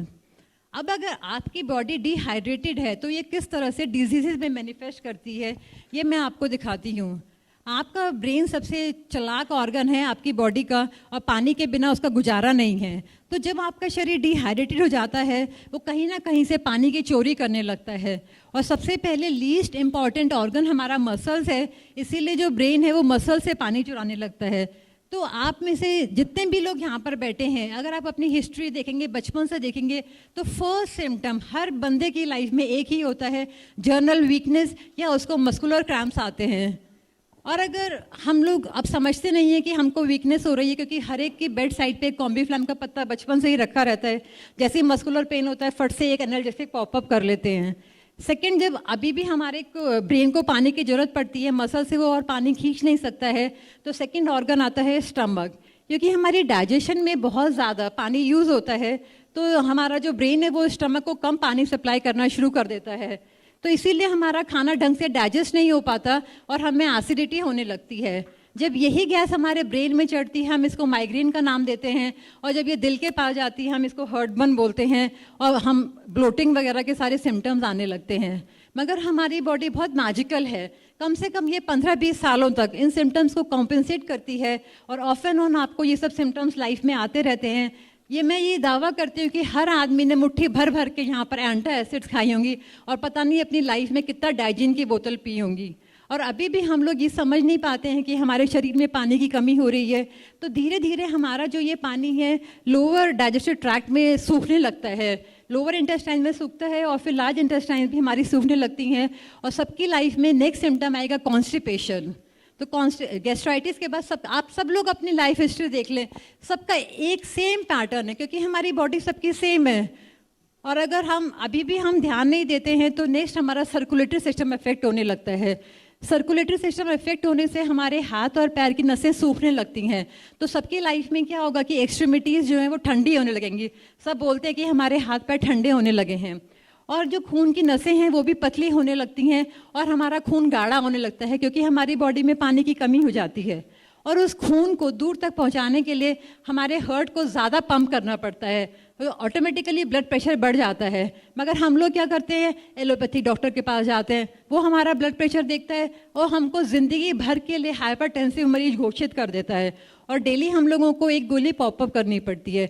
अब होता क्या है कि हार्ट को प्रेशर ज़्यादा लगाना पड़ता है, क्योंकि हमारे सब ऑर्गन्स को ब्लड सप्लाई करना पड़ता है। और जैसे ही वो दवाई खाता है, ऊपर से आप दूसरी दवाई खा लेते हैं, तो हमारी जो बॉडी है वो टोटली कंफ्यूज हो जाती है कि ये चल क्या रहा है। और एक मैं और बताती हूँ कि एलोपैथी में हम लोग बोलते हैं कि जो हाइपरटेंशन का रीज़न है वो इडियोपैथिक है।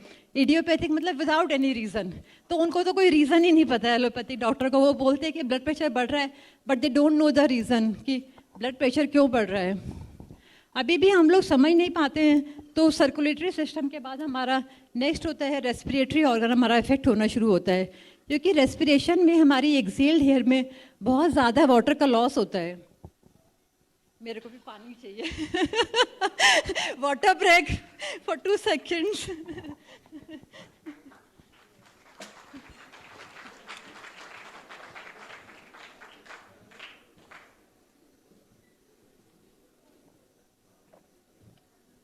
तो नेक्स्ट सिम्टम आता है रेस्पिरेटरी ट्रैक्ट में।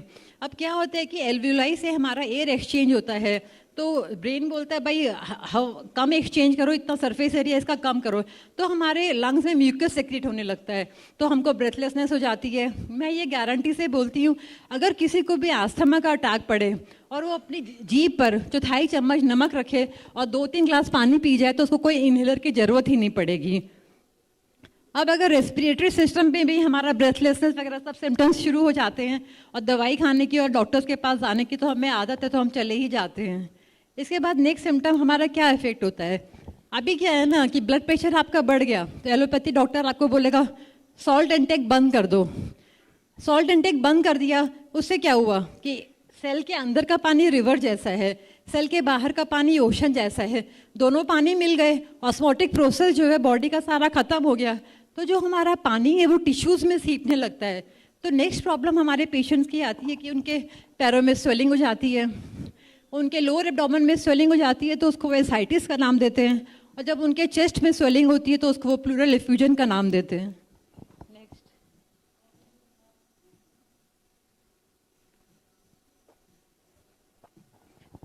अब क्या होता है कि हमारी बॉडी का पीएच गिरने लगता है, धीरे धीरे पीएच हमारी बॉडी का एसिडिक होने लगता है। तो जब बॉडी का पीएच एसिडिक होता है तो बेसिकली सेल्यूलर लेवल पे सोडियम अंदर होता है, पोटेशियम बाहर होता है और इनका एक्सचेंज होता है। अब आदमी को सॉल्ट खाने के लिए तो मना ही कर दिया गया है, तो उसका पोटेशियम लेवल बहुत ज़्यादा राइज करने लगता है क्योंकि वो सोडियम को ढूंढता है एक्सचेंज के लिए। और जो हमारे डायलिसिस के पेशेंट हैं उनका जैसे ही पोटेशियम लेवल बढ़ता है वो लोग पोटेशियम बाइडर लेने लगते हैं और डायलिसिस की तरफ एक कदम और बढ़ा देते हैं। और मैं ये भी बोलना चाहती हूँ कि जब एसिडिक मीडियम हो जाता है तो माइक्रोब्स के लिए वो ब्रीडिंग ग्राउंड होता है, तो इस समय हमारी बॉडी में सेकेंडरी इन्फेक्शंस आने के बहुत ज़्यादा चांसेस होते हैं। लास्ट ऑर्गन हमारा होता है ब्रेन। अब जब ब्रेन भी अपने हथियार डाल देता है, क्योंकि बॉडी में तो बहुत ही कम पानी हो गया है, तो उसमें क्या होता है कि अब सबसे बड़ा मॉन्स्टर आता है एंजाइटी और डिप्रेशन का, और हमारी नर्वस डिजीजेज आती हैं जैसे अल्जाइमर, पार्किंसोनिज्म। अरे हम डॉक्टर होके ये नाम नहीं बोल पाते हैं, आम आदमी तो क्या बोलेगा, लेकिन इतनी बड़ी बड़ी डिजीजेस का नाम देते हैं और आदमी को डरा के रख देते हैं। एक बहुत बड़ा मिथ है, सब लोग सोचते हैं कि हम लोग जो नारियल पानी पीते हैं, चाय पीते हैं, कॉफ़ी पीते हैं, वो हमारी वाटर की रिक्वायरमेंट्स को फुलफिल कर देता है, क्योंकि प्लेन वाटर कोई पीना नहीं चाहता क्योंकि वो एक तो टेस्टी नहीं लगता है लोगों को, वो कुछ ना कुछ उसमें डालते रहते हैं। बट जितना भी हम लोग इस तरह के लिक्विड्स पीते हैं उनको खुद डाइजेशन के लिए वाटर की ज़रूरत पड़ती है, तो no fluid can replace water, this is a rule. ये आपको समझना पड़ेगा, चाहे वो नारियल पानी हो, चाहे वो चाय हो या कॉफ़ी हो। नेक्स्ट, अब ये भी बहुत ज़रूरी है कि हमें पानी किस समय पीना चाहिए। तो इस पर मैं बोलती हूँ कि अगर आपने कभी अपने शरीर से बात करनी शुरू करी होगी तो आपकी बॉडी आपको खुद ही बताएगी कि आपको पानी कब पीना चाहिए। लेकिन फिर भी, क्योंकि जब आप रात को सो जाते हैं तो आपकी बॉडी में रिपेयर एंड मेंटेनेंस चलती है और दिन भर की टूट फूट को वो रिपेयर करता है, तो उसको बहुत ज़्यादा पानी की ज़रूरत पड़ती है। तो सुबह सुबह उठकर कम से कम 2-3 ग्लास पानी तो पीना ही चाहिए अपनी बॉडी की धुलाई और सफाई करने के लिए। और फिर खाना खाने से आधा घंटा पहले पानी पीना चाहिए और खाना खाने के 2 घंटे बाद पानी पीना चाहिए, क्योंकि अगर आप खाना खाने के साथ पानी पिएंगे तो बहुत सिंपल सा रीज़न है, जब आपका खाना पेट में जाता है तो अग्नि तत्व सक्रिएट होता है और आप उसको बुझा देते हो पानी पी के, तो खाना कहाँ से डाइजेस्ट होगा। फिर आप कहते हो कि हम बीमार हो गए, हम बीमार हो गए। तो पानी कौन सा पीना चाहिए, ये भी बहुत सवाल है कि बहुत सारे पानी होते हैं। देखिए, पानी आज तक हमने सुना है कि सॉलिड, लिक्विड और गैसियस होते हैं, बट एक और स्टेज है पानी की जो सॉलिड और लिक्विड के बीच में आती है, जिसकी कंसिस्टेंसी जेल लाइक होती है और उसको स्ट्रक्चर्ड वाटर बोला जाता है।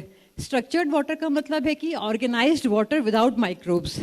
अब ये स्ट्रक्चर्ड वाटर बनाने के लिए हम लोगों को रॉ मटेरियल कौन सा लेना चाहिए, या तो आरओ का पानी है, या एक्वागार्ड का पानी है, बोरवेल का पानी है, नल का पानी है। मगर एक पानी का TDS होता है, total dissolve solids. Total dissolve solids हमेशा 100 से 300 के रेंज में होने चाहिए। अगर आप आरओ का पानी का कभी TDS चेक करेंगे, कभी वो 10 भी नहीं होता, वो तो उसमें से सब कुछ ही निकाल लेते हैं। और अगर आप बोरवेल के पानी का TDS चेक करेंगे तो वो 800 तक चला जाता है। तो अगर आप रेगुलर बेसिस पे RO का या फिर बोरवेल का पानी पीते रहेंगे तो आपका ऑस्मोटिक सिस्टम ठप हो जाएगा और धीरे धीरे आपकी बॉडी कोलैप्स कर जाएगी। अब बात यह है कि नल के पानी में क्या प्रॉब्लम है कि एक तो वो क्लोरीनेटेड वाटर होता है, उसमें क्लोरीन की स्मेल होती है, और दूसरा वो इतना टेढ़ा मेढ़ा सड़े हुए ना पाइप्स लाइन से आता है तो उसका मॉलिक्यूलर स्ट्रक्चर बिल्कुल ख़राब हो जाता है। तो सबसे अच्छा ये है कि आप नल का पानी लें मगर उसको स्टैंडिंग वाटर बनाएं। कम से कम 24 घंटे नल के पानी को मटके में रखना चाहिए। अब स्टैंडिंग वाटर तो बन गया, अब उसको स्ट्रक्चर्ड वाटर कैसे बनाएं? तो स्ट्रक्चर्ड वाटर बनाने के लिए कॉपर प्लेट्स आती हैं। कॉपर या सिल्वर से आप लोग अपने पानी को स्ट्रक्चर्ड वाटर बना सकते हैं, क्योंकि कॉपर के आउटर शेल में फ्री इलेक्ट्रॉन्स होते हैं और कॉपर प्लेट जो होती है वो माइक्रोब्स को किल कर देती है। तो आपका स्टैंडिंग वाटर विदाउट माइक्रोब्स बन जाता है and that is the structured water. तो एक और मैं बताना चाहती हूँ, जो स्प्रिंग वाटर होता है वो स्ट्रक्चर्ड वाटर से भी अच्छा है, क्योंकि स्प्रिंग वाटर में स्ट्रक्चर्ड वाटर प्लस वाइटैलिटी है, मूवमेंट है। पानी में जब मूवमेंट होती है तभी उस पर एनर्जी आती है, और अगर पानी में मूवमेंट नहीं होती है तो पानी तो अच्छा है structured water, but without movement it will not give you the energy. तो उसके लिए एशियन ट्रेडिशनल मेथड है, एक 3 पॉट मेथड। उस मेथड में क्या करते हैं कि एक के ऊपर एक घड़ा रख देते हैं, और जिस तरह से झरना पत्थरों से सैंड से गिरता हुआ आता है, हम इन घड़ों में इसी तरह से पेबल सैंड चारकोल डाल सकते हैं, और ऊपर के 2 घड़े में हम लोग छेद कर देते हैं और रात भर ये पानी टपक टपक के नीचे वाले घड़े में इकट्ठा हो जाता है, तो बन जाता है हमारा ये स्प्रिंग वाटर। नेक्स्ट, तो ये पहला वाला जो फोटो है उसमें दिखाया है कि किस तरह से आप ये मैं सैंपल के लिए लेके भी आई हूँ। ये मार्केट में अमेज़ॉन पे मिलता है। ये तो कॉपर की प्लेट है, तो आप अपने ये घड़े के पानी में रख सकते हैं। और जो आप बॉटल्स में पानी पीते हैं तो उसमें आप अपना स्टील की बॉटल में इस तरह की कॉपर की रॉड हमेशा डाल के रखिए, तो चाहे कहीं का भी पानी हो तो आपका पानी ठीक हो जाएगा। बट कॉपर की बॉटल्स अलाउड नहीं है, क्योंकि आप बोलेंगे कि वैसे तो आप कॉपर से बोल रहे हैं तो कॉपर की बॉटल में ही पानी पी लें, क्योंकि देखिए कॉपर की बॉटल का मुंह बहुत छोटा है और कॉपर की बॉटल अंदर से साफ़ ही नहीं हो सकती, क्योंकि जब भी कॉपर में हम पानी डालते हैं तो वो सारे माइक्रोब्स को एब्जॉर्ब कर लेती है। तो डेली कॉपर को साफ़ करना बहुत ज़रूरी है, और छोटे मुंह वाली बोतल कभी भी साफ़ नहीं हो पाएगी। दूसरा, कॉपर, हाँ, कॉपर का लोटा आप यूज़ कर सकते हैं, बट मैं वही बता रही हूँ कि उसको डेली साफ़ करना बहुत ज़रूरी है, वो भी खट्टी चीज़ों से। खट्टी चीज़ें मतलब या तो आप उसको इमली से साफ़ करें, टैमरिंड से, और नहीं तो नमक और नींबू से। अगर आप, क्योंकि आजकल घर में कोई लेडी तो किचन में जाती नहीं है और सर्वेंट पर आप फेस कर नहीं सकते हैं, तो इसीलिए जिस चीज़ पर आप फेस नहीं कर सकते हैं तो आप रिस्क नहीं उठा सकते हैं। नेक्स्ट है कि प्लास्टिक की बॉटल्स, तो अभी सबका ब्लड टेस्ट करा गया तो उसमें देखा गया कि हर आदमी के ब्लड में प्लास्टिक के नैनो पार्टिकल्स हैं, और आपको ये समझना पड़ेगा कि जो प्लास्टिक है वो नॉन बायोडिग्रेडेबल है, और ये प्लास्टिक जाके हमारी इंटेस्टाइनल विलाइज में चिपक जाती है और धीरे धीरे हमारी इंटेस्टाइन्स का सरफेस एरिया एब्जॉर्प्शन जो है वो कम कर देती है। खादर वाली सर ने तो ये भी बोला है अपने लेक्चर में कि जिन लोगों के बाल उड़ जाते हैं उनकी इंटेस्टाइन्स में सब जगह प्लास्टिक चिपका हुआ है। तो जब तक आप लोग फ्लश आउट नहीं करेंगे ये प्लास्टिक की बोतल पीते रहेंगे, और इसका पानी भी डेड है, इट्स अ डेड वाटर। पता नहीं कब से इसके अंदर रखा हुआ है, किस तरह से ये केमिकली ट्रीटेड है, ऊपर से इसमें प्लास्टिक है। नेक्स्ट, तो प्लास्टिक इम्प्योरिटीज़ के लिए ये भी डॉक्टर खादर वाली का ही नुस्खा है। उन्होंने बहुत अच्छा बताया है कि आप मोरिंगा के सीड्स यूज़ कर सकते हैं। 10 लीटर पानी में आप 50 से 100 ग्राम मोरिंगा के सीड्स को पीस कर चूरा कर अगर उसमें डालेंगे तो वो सारी प्लास्टिक की इम्प्योरिटीज एब्जॉर्ब कर लेता है। बट क्योंकि दुनिया तो लगी है ना हमें पागल बनाने में, हर चीज़ में उन्होंने GMO निकाल दिया है, तो ये जो ऊपर वाले सीड्स हैं ये विद विंग्स हैं, ये हमारे देसी सीड्स हैं, मगर ये जो नीचे वाले हैं मार्केट में आपको नीचे वाले ही मिलेंगे, क्योंकि ये GMO है, हाइब्रिड है। तो हाइब्रिड सीड्स किसी काम के नहीं होते। हमारा DNA किसी भी GMO को रिकॉग्नाइज नहीं करता है, ये समझना बहुत ज़रूरी है। एक और है, सब लोग बोलते हैं अल्कलाइन वाटर पियो, अल्कलाइन वाटर पियो। तो क्या है ये अल्कलाइन वाटर? स्ट्रक्चर वाटर तो आपका बन ही गया। एक जग में स्ट्रक्चर वाटर रखो, उसमें एक दिन खीरा डाल दो, बन गया अल्कलाइन वाटर। एक दिन कोई और फ्रूट डाल दो, एक दिन कोई और फ्रूट डाल दो। मिक्स करने की जरूरत नहीं है, बॉडी कंफ्यूज हो जाती है। हमेशा एक ही चीज़ लेनी चाहिए एक टाइम पे आपको। नेक्स्ट, मेरे ख्याल से ये ख़त्म हो गया है। तो मैं आपको 2-3 पेशेंट्स का एग्जांपल देती हूँ। एक मेरी किडनी पेशेंट है, तो उसको भी मैंने किडनी पेशेंट, मैं सभी पेशेंट को, सिर्फ कोई भी बीमारी हो, मैं सिर्फ उनको I just give 6 glasses of river water and 1 glass of ocean water, that's it. वो अपना पूरा सब बीमारी का वो ट्रीटमेंट है। चाहे कैंसर भी है, मैं आपको बताना चाहती हूँ कि अपना सिर्फ आपको पानी को ध्यान रखना है, और ये ध्यान रखना है कि daily 1/2 table spoon of salt बहुत ज़रूरी है, क्योंकि आपका ओशन वाटर को मेंटेन करना बहुत ज़रूरी है। सेल्स का प्रेशर को मेंटेन करना बहुत ज़रूरी है, वरना ऑस्मोटिक सिस्टम आपका ख़राब हो जाएगा। तो जो मेरी वो किडनी की पेशेंट है, किडनी के पेशेंट को मैं बोलती हूँ ग्रेजुअली अपना वाटर आप बढ़ाना शुरू करो।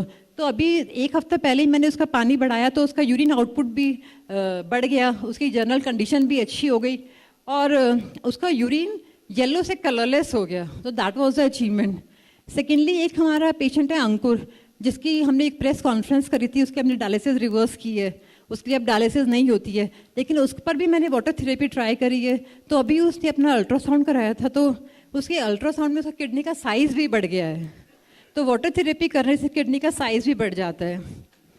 एक पेशेंट है सिरोसिस लिवर फ्रॉम उड़ीसा, तो उसके साथ क्या था कि उसको 2-3 दिन से मेमोरी लॉस हो रहा था, कुछ याद ही नहीं आ रहा था।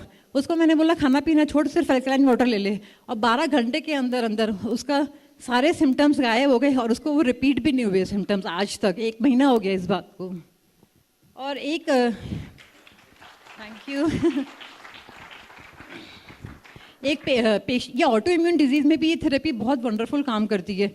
एक मेरी पेशेंट है, तो उसको ऑटो इम्यून डिजीज़ थी, तो मेरे कहने से उसने 15 दिन के लिए वो अल्कलाइन डाइट पे चली गई, अल्कलाइन वाटर पर। तो 15 दिन उसका हस्बैंड बड़ा पैनिक कर रहा था, तो 15 दिन बाद उन लोगों ने टेस्ट कराया, तो उनका ऑटो इम्यून डिजीज़ नेगेटिव आया। लेकिन मेरे को बिना बताए उन्होंने कंट्रास्ट सीटी करा लिया। कंट्रास्ट सीटी में भी ऑटो इम्यून डिजीज़ नेगेटिव आया, मगर कंट्रास्ट सीटी से क्या हुआ कि उसको सेकेंडरी इन्फेक्शंस लग गए, और फिर उसको हाई ग्रेड फीवर आया। उसने डायग्नोज कराया, उसको टाइफाइड निकला, और फिर वो आईसीयू में एडमिट हो गई, और उसने बोला मैडम तो पता नहीं क्या, बस पानी पानी पिलाती रहती है, मार डाला हमें।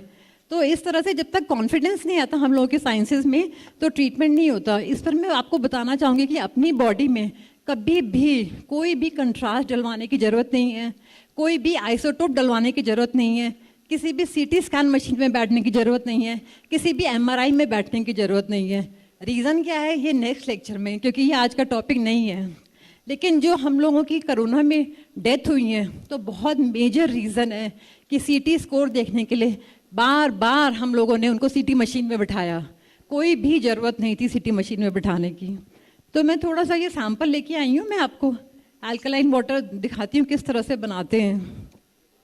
तो ये 3 पॉट मेथड है, इसको आप ऐसे एक के ऊपर एक रखेंगे। 3 पॉट ही लेते हैं, एक एक्स्ट्रा ले लिया मैंने, सोचा रास्ते में टूट ना जाए तो इसमें ये छेद कर लेंगे आप ऊपर वाले में और नीचे वाले में। और ये देखिए इस तरह के अलग अलग स्टोन्स और अलग अलग तरह के पेबल्स हैं, तो इनकी लेयर्स बिछानी है आपको। पहले पेबल्स की, उसके ऊपर सैंड की, इधर चारकोल की, इस तरह से अलग अलग लेयर्स बनाइए। और अगर प्रेफरेबली इसको अगर आप धूप में रखेंगे तो और भी बेटर है, क्योंकि धूप से भी स्ट्रक्चर्ड वाटर बनता है, और जो आपका ये नीचे का पानी तैयार होगा ये स्प्रिंग वाटर तैयार हो जाएगा, and this is the best water. और ये मोरिंगा सीड्स हैं, ये जिसको देखते हैं वो देख सकता है, ये देसी मोरिंगा सीड्स हैं विद विंग्स वाले। तो आपको ये वाले सीड्स यूज़ करने हैं। तो अगर आप सब कुछ ये सब करना शुरू करेंगे तो आपको समझ में आएगा कि we are not sick but just we are thirsty. We don't need much of doctors, we just need to correct our water, we need more of structured water. Thank you.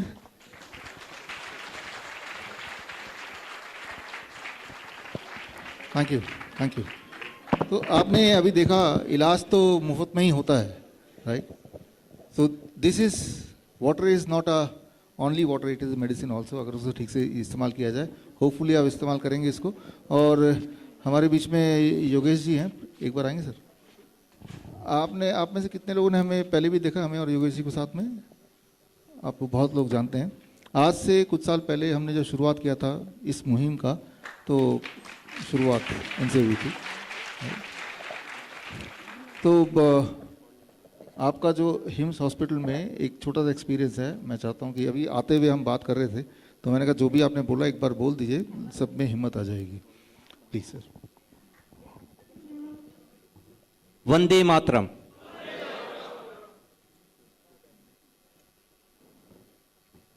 अभी मेरी मदर पीछे उन्हें fever हुआ अप्रैल में, और उसके बाद में लंग्स में स्वेलिंग हो गई, ट्रैकिया में स्वेलिंग हो गई। 82 ईयर्स की हैं, 52 ईयर्स से डायबिटीज़।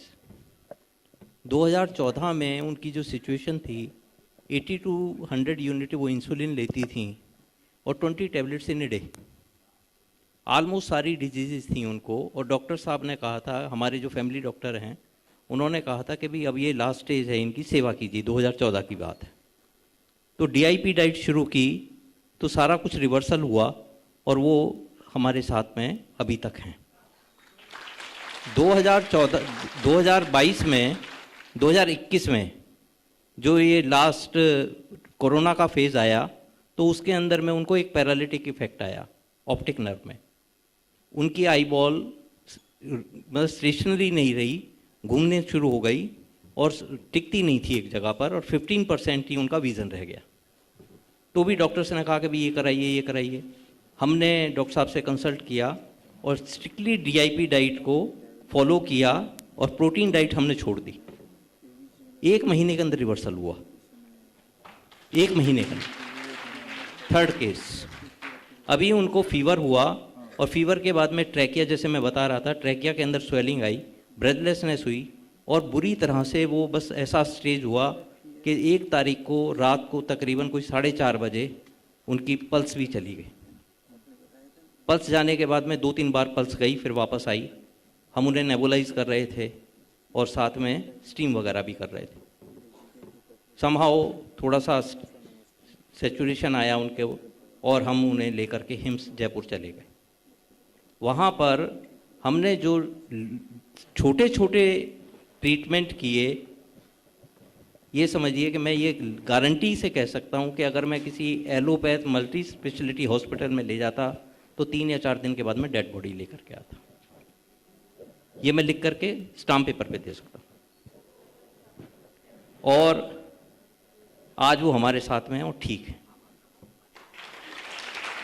सारी प्रॉब्लम्स को 10-12 दिन के अंदर, बहुत छोटी छोटी सी चीज़ें हैं, छोटी छोटी सी ट्रिक्स हैं, उन्हीं से ही हमने रिवाइव किया और उन्हें वापस ले आए।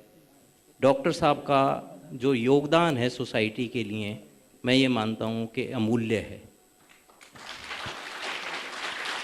अगर एक आदमी कोई भगवान होता तो शायद हमें नहीं पता कि वो कैसा होता। जो आदमी अपने सब कुछ लेकर के सब कुछ बांट देता है, वो शायद भगवान ही होता है। विश्व रूप का मैं दिल से धन्यवाद करता हूँ कि मैं आज अगर स्वस्थ हूँ, मैं जयपुर से आ रहा हूँ, सुबह 10:30 बजे पहुँचा हूँ यहाँ पर, तो इसमें भी इन्हीं का ही योगदान है, क्योंकि मैं आज बिल्कुल फिट हूँ विदाउट एनी मेडिसिन। इसी की ट्रीटमेंट से ही मेरी मदर आज इंसुलिन से फ्री हैं, कोई मेडिसिन नहीं हैं, she is free from all medicine. Thank you. Thank you. आज जब आप जाएंगे तो दोबारा जब हम मुलाकात करेंगे तो किस तरह से मुलाकात करेंगे, तो आज से पहले सर DSP साहब हैं, तो इसी तरह से आए थे एक समय पे, 23 जनवरी को आए थे, हाँ, ऐसे ही बैठे थे। और जो हमारी उम्मीद है आपसे, और अब जब दोबारा मिले तो वो उम्मीद, किस तरह की हम उम्मीद लगाते हैं, किस तरह से हम चाहते हैं कि हो दोबारा जब मुलाकात हो। 1 मिनट में थोड़ा सा। थैंक यू डॉक्टर साहब, और सभी लोगों को मेरा नमस्कार। मैं रिटायर्ड ESP छत्तीसगढ़ दुर्ग से हूँ, दिलीप चंद्राकर, और 20 साल से मुझे डायबिटीज़ था। वीडियो देख के शुरुआत पे मैंने फिर आया, फिर इनके ऑफिस गया, इनसे मिला डॉक्टर साहब से, और कॉन्फिडेंस के साथ मैं DIP डाइट लिया। मैं अभी लगातार ठीक हूँ और मैंने नेचुरोथेरेपी में भी कोर्स कर लिया और लगातार जुड़ा हुआ हूँ। और मैं अपने जीजा जी जो थे वो मरणासन अवस्था में थे, उसका एक पैर डायबिटीज़ से कट गया था और दोनों आँख नहीं दिख रहे थे। ऐसी स्थिति में तीनों टाइम इंसुलिन का इंजेक्शन और शुगर का दवाई 5-6 प्रकार का ले रहे थे। 2-3 साल बाद मेरा अचानक फ़ोन आया, बोले कि मरणासन अवस्था में उठ बैठ नहीं पा रहे हैं। तो मैं उससे फ़ोन से बात किया। फ़ोन से बात करने के बाद बोले कि अब तो मैं मर रहा हूँ, आखिरी समय में देखने आ जाओ। अब सगे जीजा जी हैं तो मेरा भी थोड़ा दुख लगा कि मेरे को बताया नहीं, पैर भी कट गया। ऐसी स्थिति में मैं फिर बोला ठीक है, जिंदा रहना चाहते हो तो देखने आओ यार, मर जाओगे तो क्या देखने जाऊँगा। नहीं जिंदा रहना चाहता हूँ बोले। उसके बाद बोले ठीक है, ऐसा कर, तू जिंदा रहना चाहता है, मैं जिंदा रहोगे इसी कंडीशन में आऊँगा, तू इंसुलिन का इंजेक्शन की दवाई है उसको फेंक दे। वो एकदम हड़बड़ा, मर जाऊँगा बोले। नहीं मरेगा, तू 12 घंटा मेरे को समय दे दे बोले। और मैं उससे 12 घंटा का समय मांगा और वाकई में उसने फेंक ही दिया। और दूसरे दिन के बाद उसने फ़ोन किया, मेरे को ठीक लग रहा है। और तीसरे दिन वो मार्केट में घूमने चला गया।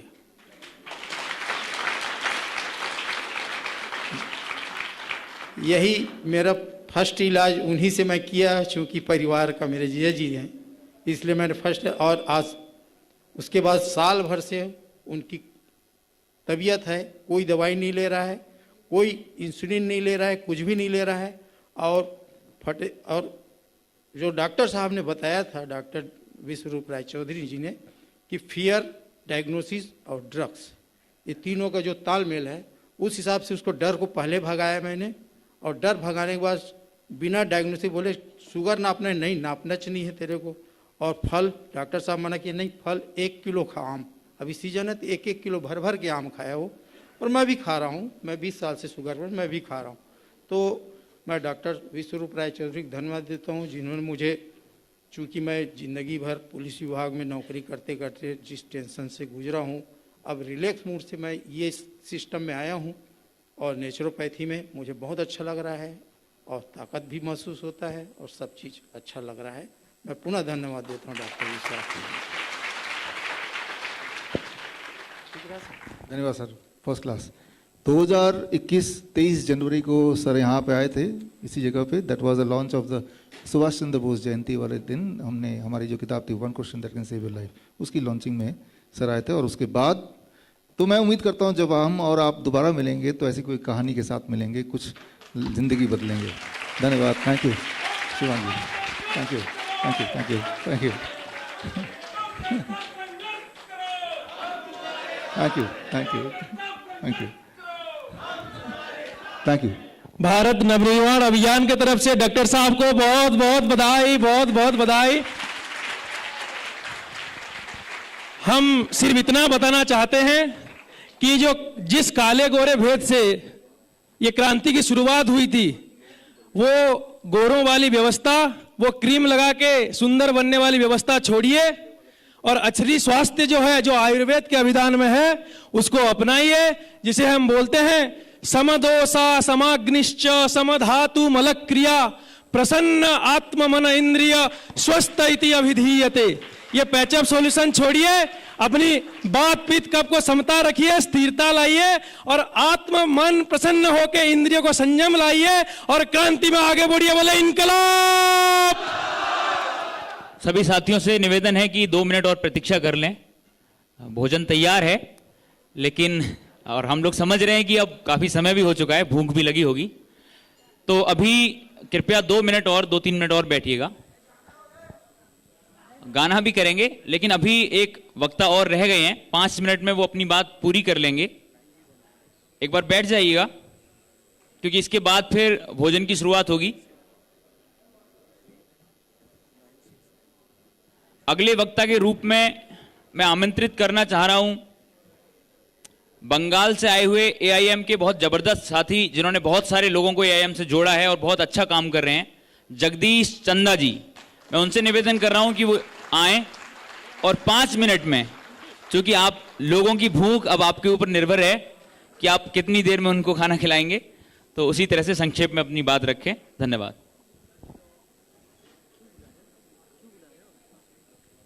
जगदीश चंदा जी, मैं कहूंगा कि एक बार तालियों के साथ आप उनका स्वागत कीजिएगा।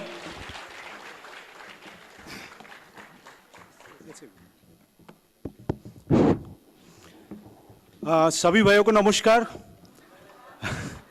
एंड काफ़ी अच्छा ट्रेनिंग मिले हैं। एक तो राकेश रफीक जी की भी बात से काफ़ी हम लोग अनुप्राणित हुए हैं, और विश्वरूप जी का तो बात क्या बताएं।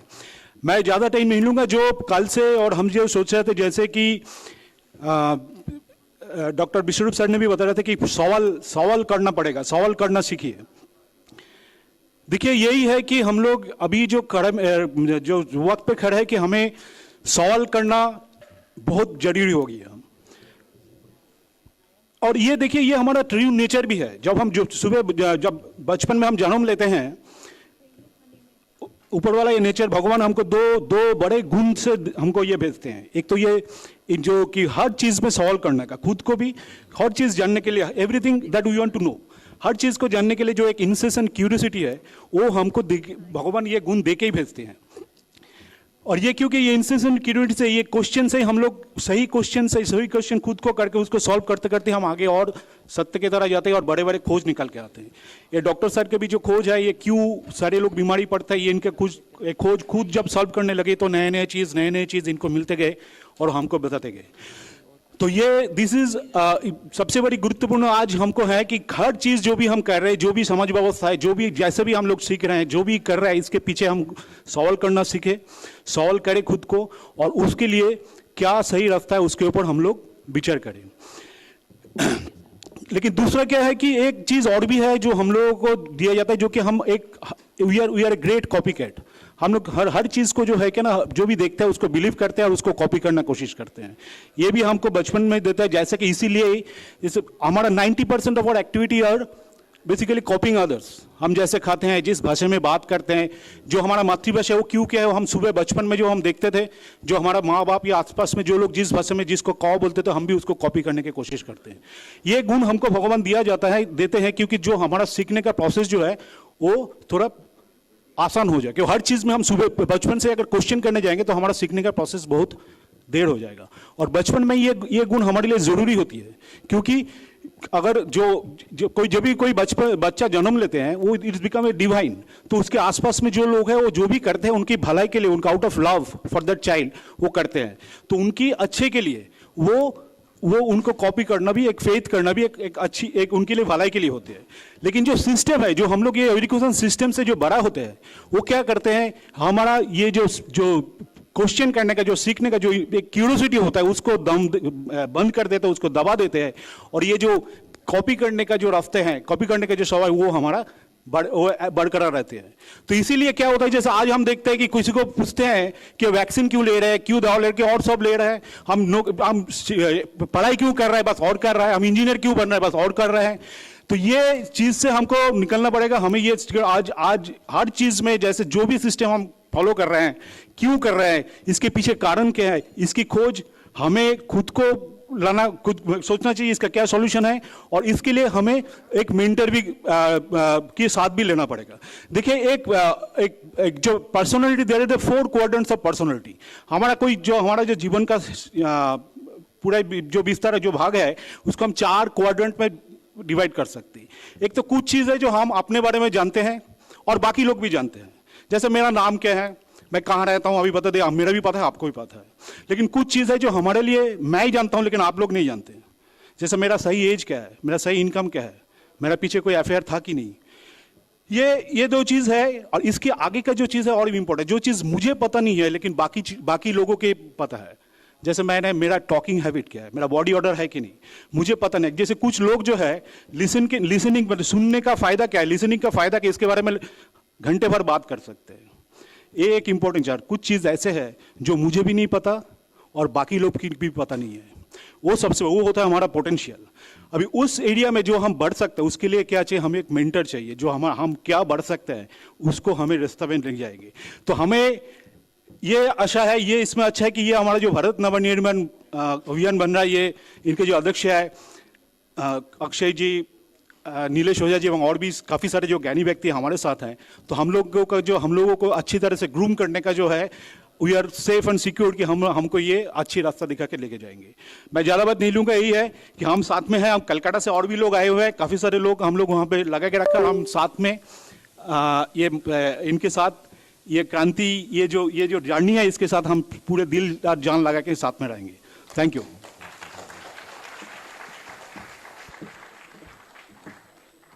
बहुत बहुत धन्यवाद जगदीश चंदा जी। अभी हम सब लोग लंच के लिए बाहर चलेंगे और उसके बाद फिर हम दोबारा 2:30 बजे या 2:35 पर बैठेंगे। धन्यवाद। वंदे मातरम।